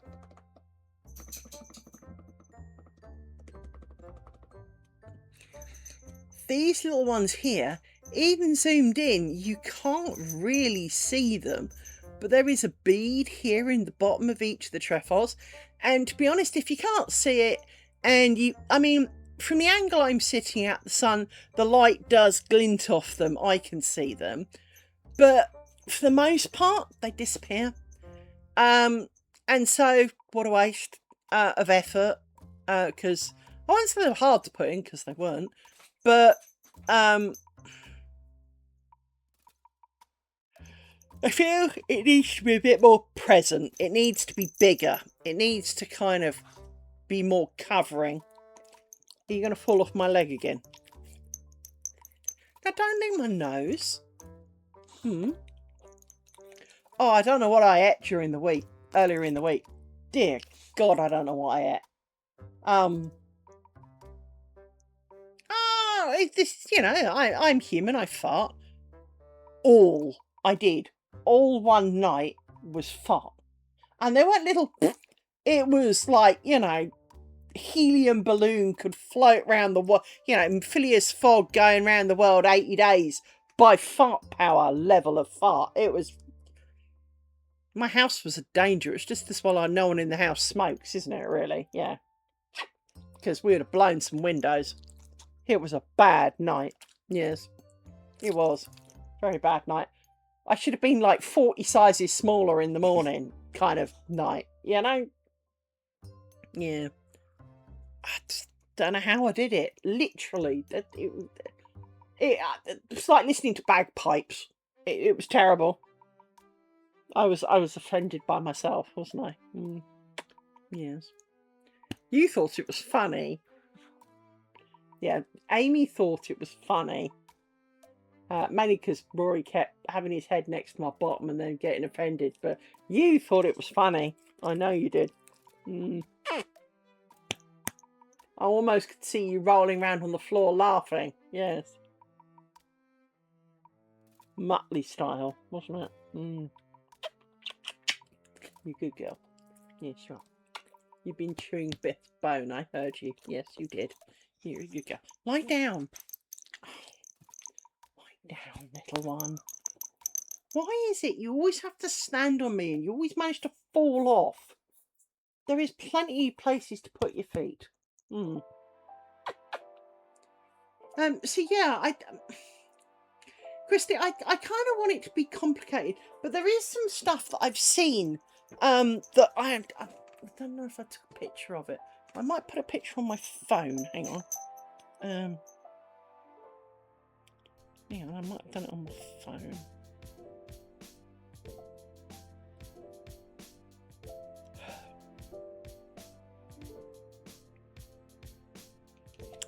It's a very poor photo. I'm going to tell you that now.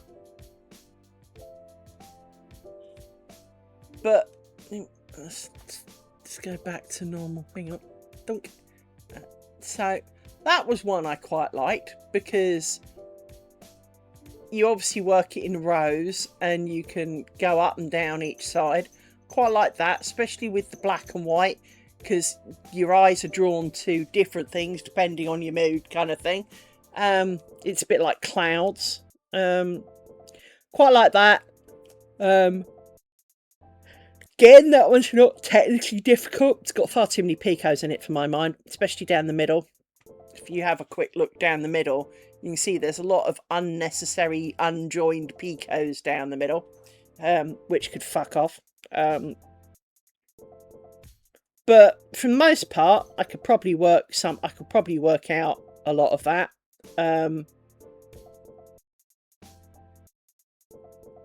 Quite liked that.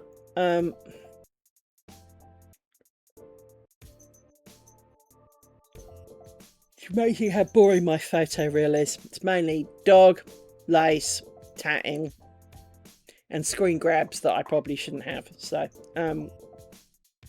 probably should clear some of those out. But I'm kind of after something that looks complicated because it's fairly dense, but not too dense because it's going to be kind of, well, in the window. But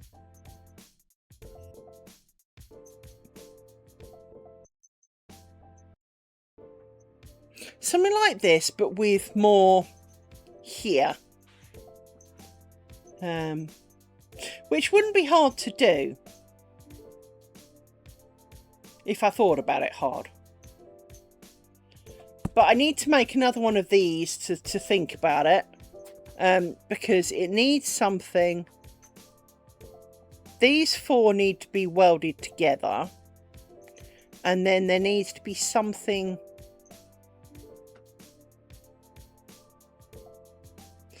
I think maybe this square needs an extra thing here. I don't know. I need to give it thought. I need to think about how I'm going to do that.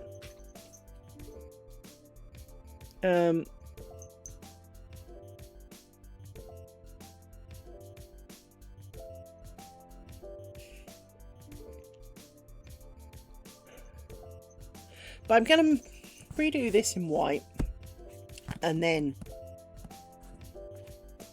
do this, but perhaps not these frilly little fuckwits on the corner.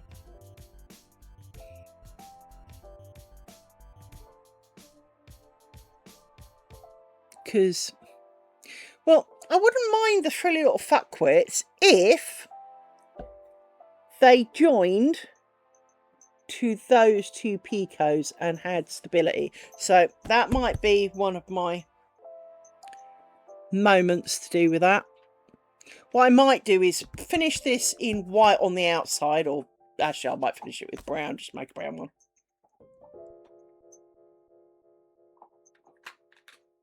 I'm sure you can, don't get me wrong, but a bit like you, there is a little bit of, I want to prove I can do things to myself. And it's not I don't want you to do it for me. If you know, I'm normally I class myself as lazy because, well, there is an element of lazy, but I also quite like proving to myself I can do things. So, you know, I look at this and I look at this and I see some potential, and I see a way to resolve some of my issue with this. See, part of the issue with this is that it doesn't hold its shape very well, in my opinion, because the outside thing is a bit fruity and that these four aren't joined together. So if I made those four joined together and I joined the two outside ones of these to the base kind of chain, I think this would look a lot better already. What are you doing, dog? You chew that. She's got the chew. So I think if I finish this in brown, I may not add beads to the outside. I'm going to have to, because I need 28. And frankly, the problem I have is the only way for me to control them while working is for me to unwind a lot off here and then work on it. So, and then roll it back up so that they're trapped far, far, far back down the thing. Otherwise, they tend to kind of, hello, did you want my presents? No, kind of moment. So, But I'll finish doing this in brown because I've already got brown sitting here. And I've got white sitting over there because, well, we saw it a minute ago. But finish it in brown just because, well, why not have a brown one? Put the beads in where it says to put the beads. Which does strike me as a little bit awkward, but it's doable. Make the changes that I've talked about. Have a go at that. Because I am actually quite pleased with how that turned out. And as I said, part of my problem with beads, and it's the same reason with sequins and beads in bobbin lace, it's not that I'm against it. But there are things that it's good for and things that it's not good for. And so, for example, if this was part of a bookmark, I mean, obviously, this little square is, well, you could use it as a bookmark, but it's a bit small. That's an idea.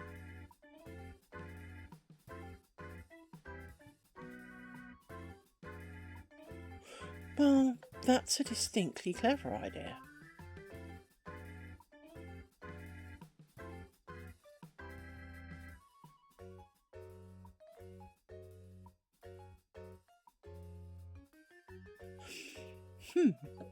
That's fine.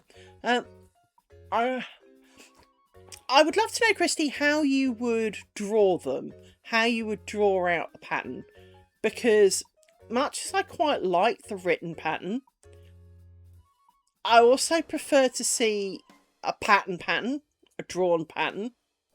I like both, because the written pattern is easier to remember, but the drawn pattern gives you a much better idea of A, what you're expecting it to look like, and B, what joins to what. Because you can have, like, I don't know, 9 stitches joining picot, 3 stitches decorative picot, 3 stitches decorative picot, 3 stitches decorative picot, blah, blah, blah. Next time round, blah, blah, blah, join. Well, is that joining to the last one? Is it? It doesn't give you that picture, whereas a picture does, and it helps you decide. So, for example, you might decide that the joining picot is a little bit close to the bottom, or too far away from the bottom, in which case you want less stitches in it. You know, there are choices to be made. Cool. Because certainly being artistically challenged on paper is definitely a problem for me, but I do like almost seeing this with, you know, but the cartoonized version, so, you know, a loop with the numbers and you know, it just makes it a lot easier for me to picture what I'm expecting to make. Especially when you've got 2 colours. One will be the, let's call it the loop thread, and one will be the chain thread. So much like, a bit like this one, you know, it helps you see which shuttle is doing what, even if that's not what you actually do with them, if you know what I mean. And I think that could be helpful, especially for beginners. So showing that the chains are one colour and the loops are another makes it quite easy to remember, because, you know, blue thread is, say, the white shuttle and red thread is the brown one, and if it shows blue, well, that's going to be the predominant thread. Whether it's a loop or a chain is irrelevant. I think,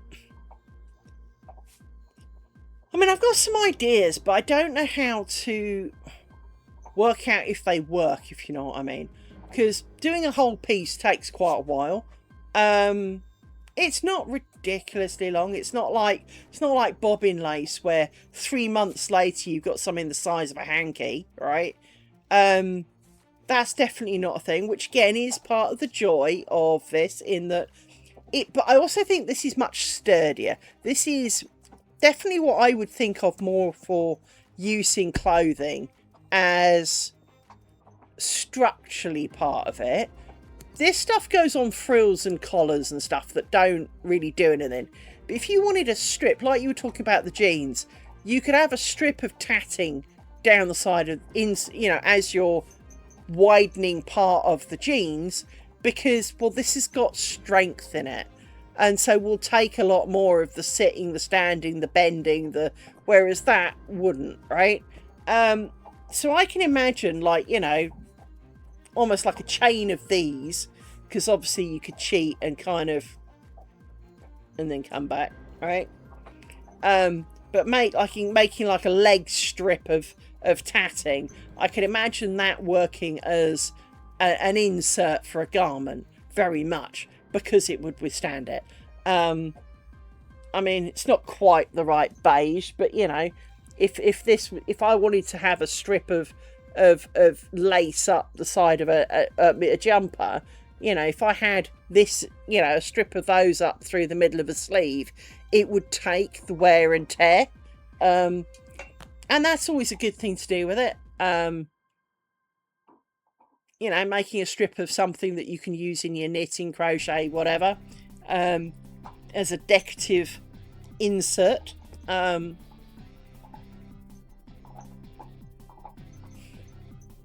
yeah, I just kind of need to process a few things. I think I need to do a bit more experimentation, because I mean, obviously I've been experimenting a bit with these. I know I'm lazy about sewing all the ends in, but that's just because I'm a bit inept at it. But gonna finish this, gonna put some beads on, finish doing this, make some of the changes in my head, whether they were meant or not. Actually, that's a good point. Hang on, look at this.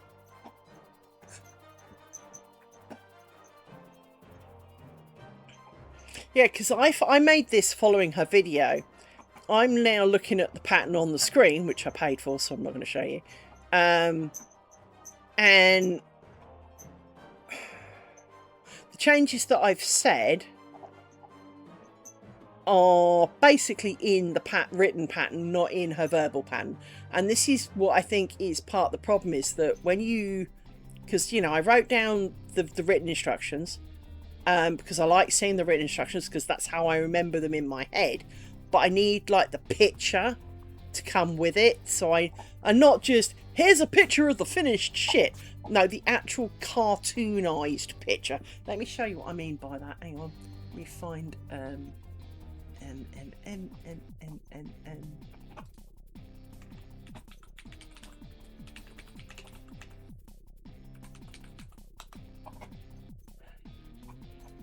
so let me hang on.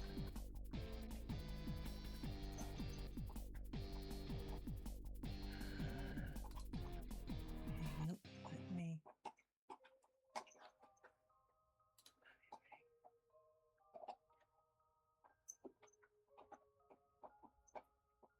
just load the sodding PDF. I hate the fact that people do PDFs of things. So this is what I mean by the cartoonized version. So here she's got, which you'll recognise the pink as the red and the blue as the purple, right? This is the whole pattern, but she's done, here it is in situ, the order of the angle of the things, and the directionality of the onion and all the rest of it, right? And but here it's a cartoonized version of this, in the picots are very clearly labelled with the numbers. I kind of need this, but here are the written instructions. This is what I remember, but I need this in my head as it remembers all the numbers, right?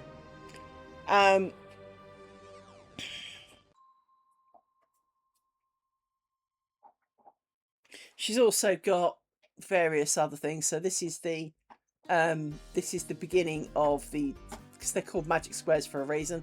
So this is, you start there, go up, go up, go up, go up, go up, go up, and then to make a bigger one, you start, you go up, you go up, you go up, you go up, you go up, you go up, you go up, you go up, go around, and then this is the big one I made, which was you go up, you go up, you go up, you go up, down, down, down, and then you start again going up and down, so you make it go all the way around. And you see, to a large extent, that's going to apply to any square that you make.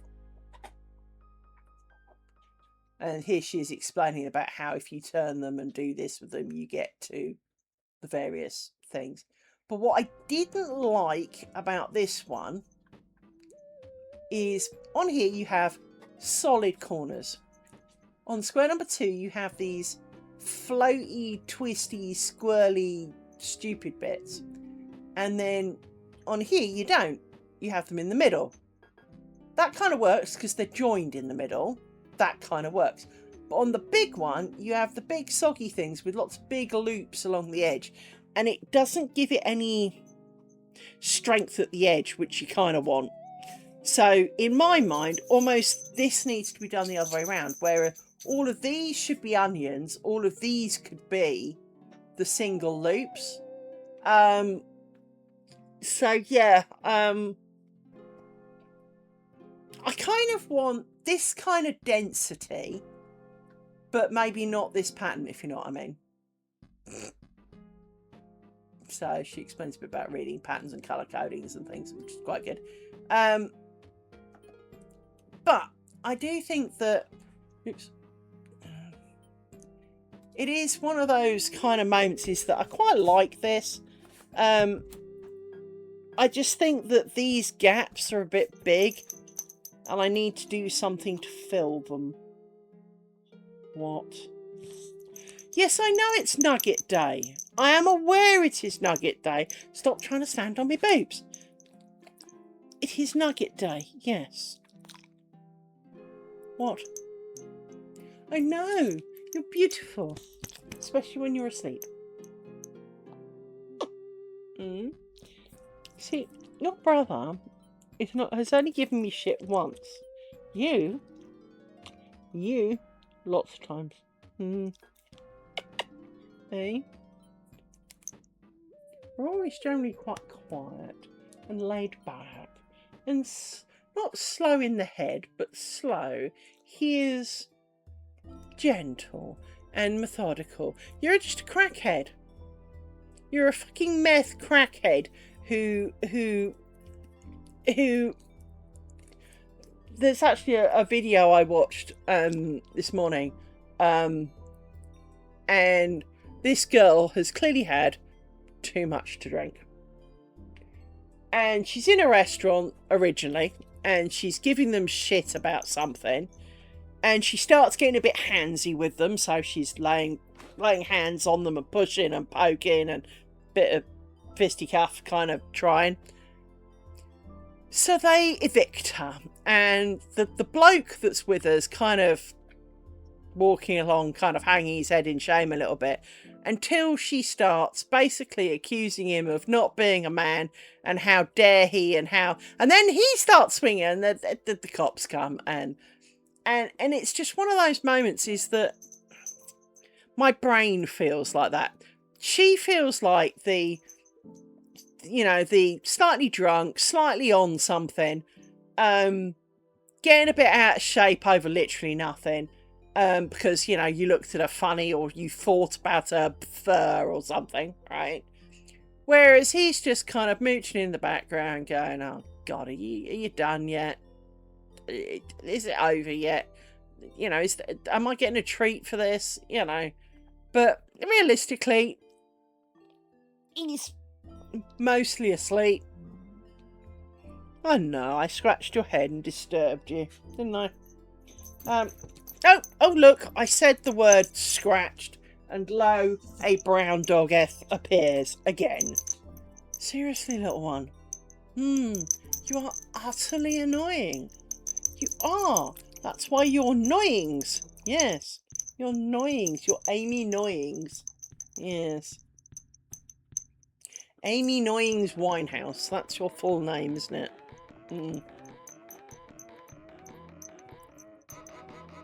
What? Don't look at me like that. Don't look at me like I insulted your ancestry. Sneeze. Hum.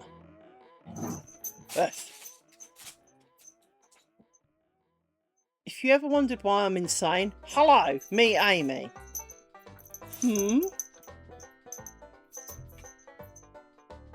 Should have called you Maddie, but we had Maddie when you arrived. Maddie was not as mad as you. We didn't name Maddie. It's a bit unfortunate. We gained Maddie the dog around the same time that Madeline McCann disappeared. And yes, standing in a park yelling Maddie did feel a little bit self-conscious. In fact, very self-conscious. But such is life. I know we've mainly talked today, but we've made plans, we've had thoughts, and I shall return to you with completed brown square,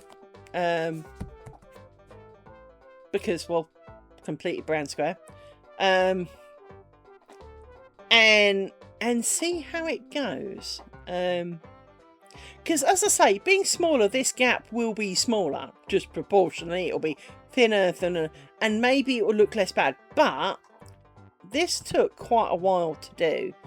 I do feel like some of these picos could fuck off, though. Because, as we all know, Liz does not like picos. So, these picos here, they replaced 2 of these with beads.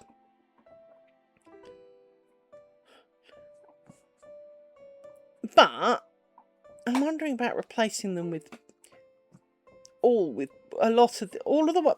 See, in my mind, all the ones that are not going to be joinable would be better off being beads in my or non-existent. So, for example, they don't put any on these corners, but they put 2 here, but there's 4 in between there. So all these other picos are just kind of extra. Now, obviously, some of these would be joiny ones, so I imagine 2 or 3 of those are. One of that, clearly, because they've got beads. So I don't know. I'd have to see how she went about joining them, because again, she's not very clear on that. She does she mention it in her pattern? No, she doesn't mark them at all in her pattern as to where the picos join along the edge. But I do quite like the idea of making a bunch of these with little beads on it and putting it in my window. I mean, I could do it in brown because I've got plenty of the brown. I think I've got plenty of the brown. I've certainly got plenty of the white, the nice white, that is. So hence practicing with the brown. Pretty sure I've got some more of the brown, though. Yeah, pretty sure I got quite a bit of the brown. Hang on, let me go look.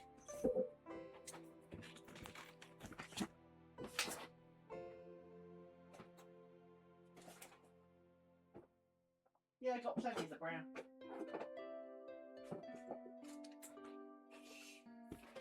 I've also got pink! It's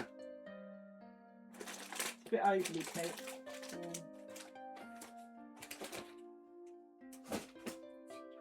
So, yes.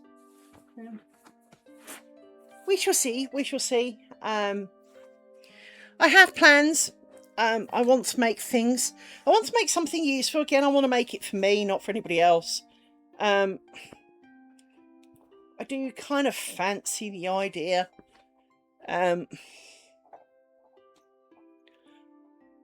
Do fancy the idea of making something with some beads in it. To be honest, bobbin thread with beads is a lot better because you just grab a bead when you need one and place it in. You don't have to put them all on your bobbin in advance, which I quite like. I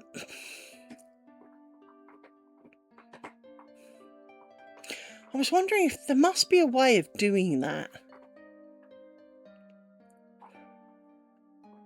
There must be a way of adding beads without adding beads in advance.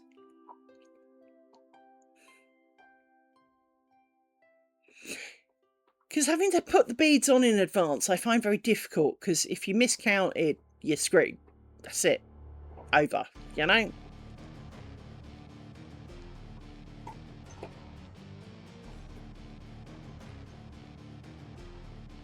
Or you unwind the entire bobbin, put the extra bead or whatever it is on the end, and then wind it all back up again, which is a lot of work. There must be a way you can do it. Let me stare at it closely. Hang on. So if you made a loop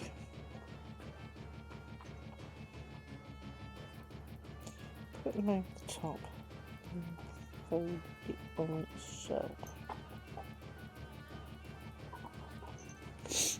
Itchy nose.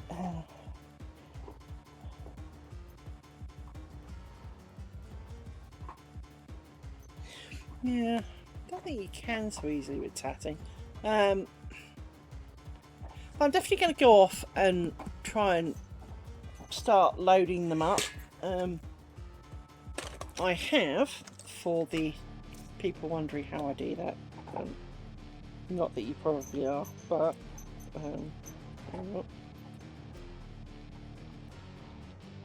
I have looks like some form of torture device, because frankly I think it probably is.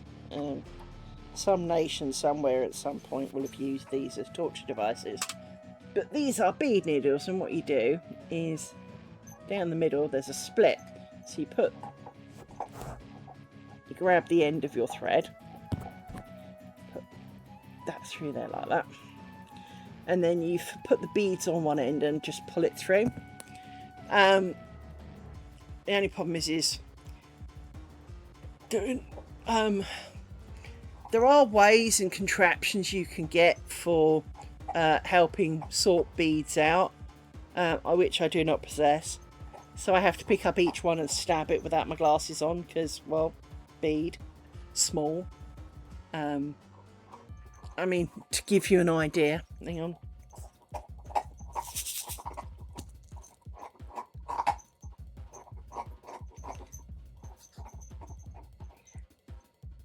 There is one bead. It is the tiniest of tiny things. And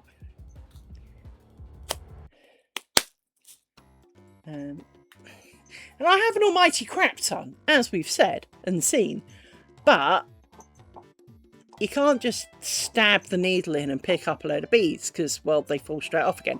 So you have to kind of get them and poke them and hold on to them and slide them on, and it takes a bit of time.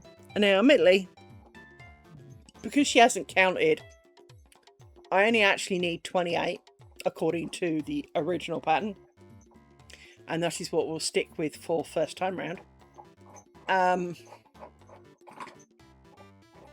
But it is is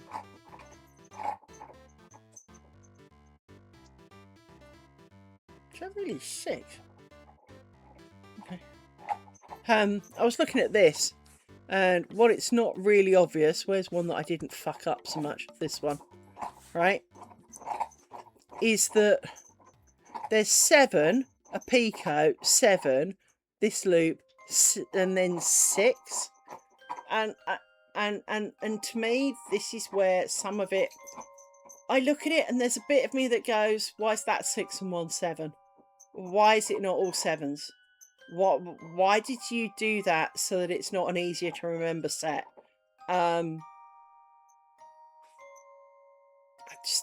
Yeah. But I'm going to go off, load beads onto this, order me some food, and I shall see you soon. Now, as I said right at the very beginning, I am feeling a little more myself. Not entirely, but definitely a bit more myself. I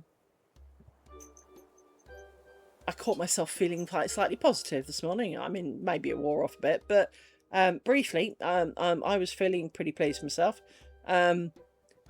Bit worryingly, I've been on holiday a week now, and I have not slipped into the awake all night and sleep till lunchtime kind of mannerism. To the point, I was up at 7:30 this morning. What the fuck's wrong with me? I can sleep in and be less tired, but no! Brain cells awake. Don't know quite what's wrong with it, but it's waking up earlier in the morning, which is usually a good sign there's something wrong with it. But maybe it's something wrong with it, but it's trying to make the most of my holiday and not sleep through it all. Because I don't know about you guys, but I was talking with, a lot of people suffer from the same. If you're on holiday, let's say you have 2-week holiday, and you sign off on the Friday at 5 o'clock, quit for the weekend, your brain doesn't count that weekend as on holiday because it would have been off work normally. Holiday only really starts on the Monday. And you go through the first week and you have, you know, good time doing whatever it was you were planning, and you do things that you were going to do, and maybe all that. Week two, the days go by in a puff of logic. Each day disappears. You're not quite sure what happened to it. But by Friday afternoon, your holiday's over. You've still got 2 days, but your holiday's over. And part of the reason the days got shorter is because of the impending, you know that next week you're back at work. And it changes the time in your head.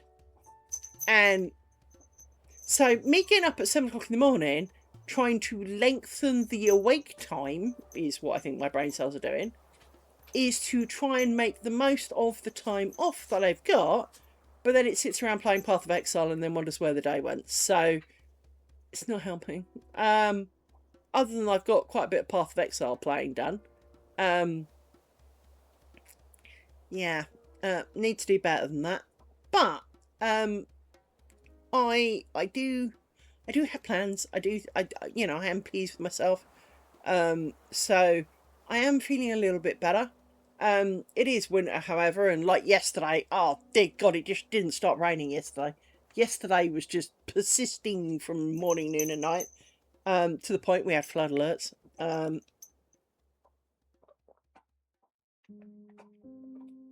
We've had quite a few flood alerts recently. I get text messages and emails and quite a lot of those. Do you want to just nudge me one more time, dog? For those of you who are not dog people, maybe a bit more cat person. Cats kind of do the same, but it doesn't have this, unless you own a lion, it doesn't have quite the same impact. Dogs walk up to you and kind of go, and it's always as you're, delicately trying to poke a pokey thing or and they just sort of walk behind you and go, slam! Yes, you are very good at it. Yes, you are, little miss. I know, I'm talking about you. Yes, you do. I love you dearly. I do, but stop poking, scratching, ramming, mauling, smacking me with your head. Just lie down. If you're there, lie down like a good girl. It's a good girl. There you go. You can have good huggies when you lie down, because then I'm not being mauled. Yes. No, just sit still. Wretched animal. You seriously are the worst ADHD thing I've ever met. Because pretty much, I swear she has ADHD. And some of the traits for that are things like, she jumps up to get a hug, but by the time she's landed, she's already seen something else she wants to do and gets straight off again. Classic ADHD. I want to do something, like, I know, I want to put this away. Oh, but there's a pair of scissors. I better go and do that. And then, oh,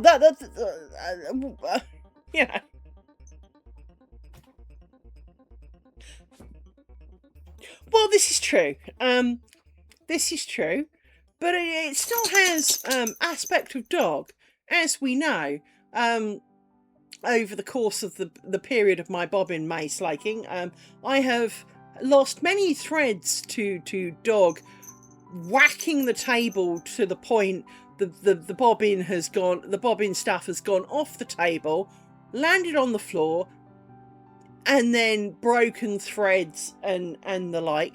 And the fact that I'm missing one of these and I still haven't found it, I can only blame dog, because I can't find it. And it's not like it went anywhere, because it sits on the table right next to my pillow. So it can't have really gone that far. Oh, and I bought this. You're going to laugh at me for this. It's kind of a bit of a scam, but it's not. I bought this. And I'm not sure kind of how well this will go down on camera, but let me open this up. Hang on. It's a torch. Now, this doesn't look particularly amazing until this is It is. Now, it doesn't look particularly bright, but that's because, of course, I've got my ring lamp on. Let me turn the ring lamp off. So, bear in mind, this is it's kind of dark in here. You couldn't work. But if I then... You saw how the camera reacted to it, right? Or how bright it is, how dark it gets when it's not got the torch on it. This is a really, really bright torch. But it's for me to go and do my bins with. So yeah, it's a bit bright. I mean, looks like it's a burning sun almost, you know, because you can focus it. So, but yeah, it's really bright torch. For me to go and do the bins with, because this time last year arseholes broke my outside light. And when I say arseholes, I do genuinely mean that. They were doing next door's gutters, and I kind of went, hey dudes, how much do you charge for gutters? And they kind of went, oh, it'll be like 100 quid. And I was like, okay, yeah, can you do mine? Yes madam, we can do them later today. We'll do them after this. Great, said me. And they came and did my gutters. Only they used my outside light as a foothold. Broke it, ran away, didn't tell me, didn't show me. And, you know, like everything, you kind of go round and, you know, your gutters are still up there because that's what you're looking at. It was only much later in the day when I went to go and do something and it was dark that I realised my light wasn't working. Went to look at my light, realised it's now dangling, kind of going like this against the edge of the wall. And they've broken it. And it doesn't work now. And because they've broken it, it was a metal fixture and they've snapped it off. So you can't join it back on. Can't fudge it. And so, yeah, I need a torch to go and do me things. Anyway, thank you for joining me today. And as I said, I am feeling a little bit more myself, a bit more ranty, as you do. What are you doing? But I do hope to stream at some points next week, because obviously Christmas is coming. When is... Shut up, dog. What days are Christmas? So, Christmas Day is next Thursday. Other than cooking Christmas dinner, as long as Tesco's deliver me sufficient to cook for Christmas dinner, I will definitely be streaming Boxing Day. I hope to, if nothing else, stream on Christmas Day, because there are many people like my good self who do not have family to go to on Christmas, and it may not be specifically a crafty thing. We will do it under the guise of a crafty thing, and there'll probably be some crafting going on. It may not be on camera, of course, but we will do some crafting, and we'll have a bit of a chat for those who wish to come and join me on Christmas Day. Do note, I have made a voice channel in the Discord, and if you want to come and have a chat, or you want to have a bit of a round table chatty-voo with other people, you crafted, well done, Nautical. But if if we want to get together as a group and have a bit of a natter while we craft, that's definitely a thing. Cameras are not essential. But sit on voice chat and chat to each other while we craft and swear and curse and struggle, and maybe throw a few pictures up and go, here, what does this mean? You know, all of that kind of stuff. But to have a bit of a kind of sewing circle kind of moment, but obviously crafting of any variety counts. Includes just chatting if you're not in the mood to craft either. So we can do a bit of that. In fact, probably, maybe we should do that on Christmas Day and just have chat in Discord rather than, although Naughty Celt, you don't do Discord, do you? But, we could do something. But certainly, I do feel that, maybe after Christmas we'll have a few more days a week. I do kind of want to get back into doing it, because clearly we have not grown the lace much in the last month or so, and I am conscious of that.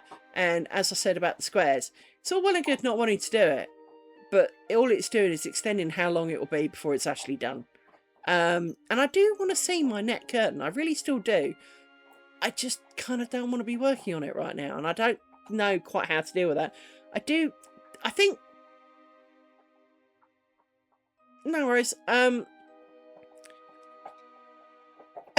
know this is going to sound really petty, but I do think some of my lack of enthusiasm is the loss of that little wooden thing to hold the bobbins. Mainly because it's needed, well, it works best for the next motif that comes up. But I do think that is part of it, is even though it is the really trivially minor inconvenience, it was almost the push I needed to not have enthusiasm. It was that final straw kind of deal for it. It was just like, that's just one thing too many. But I do want to do it. I really, really, really do. I'm definitely in a feeling a bit more crafting mood. I just kind of need to. I think I need to make something and finish it, because of course, you know, we've been doing this over a year, and I haven't really finished anything since we made the fancy bookmark last Christmas. We haven't really finished anything, and I think that could be part of my problem, is I haven't had that I finished a thing and then look at it and grin kind of moment. And I think that's actually part of it. I think is the lots of effort,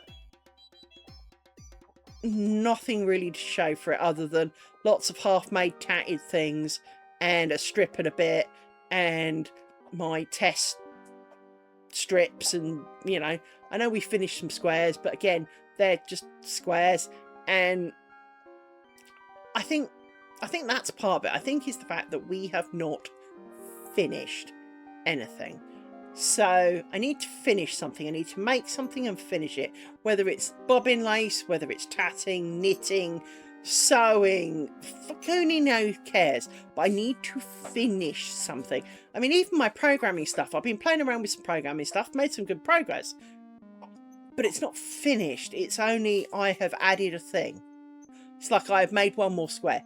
I have added a thing. It is great. It is glorious. It works how I think. I made some test cases for it. It's fancy. It's great. But no one gives a shit, right? It's not finished, and that's my problem. I need to find something I finish. So yeah.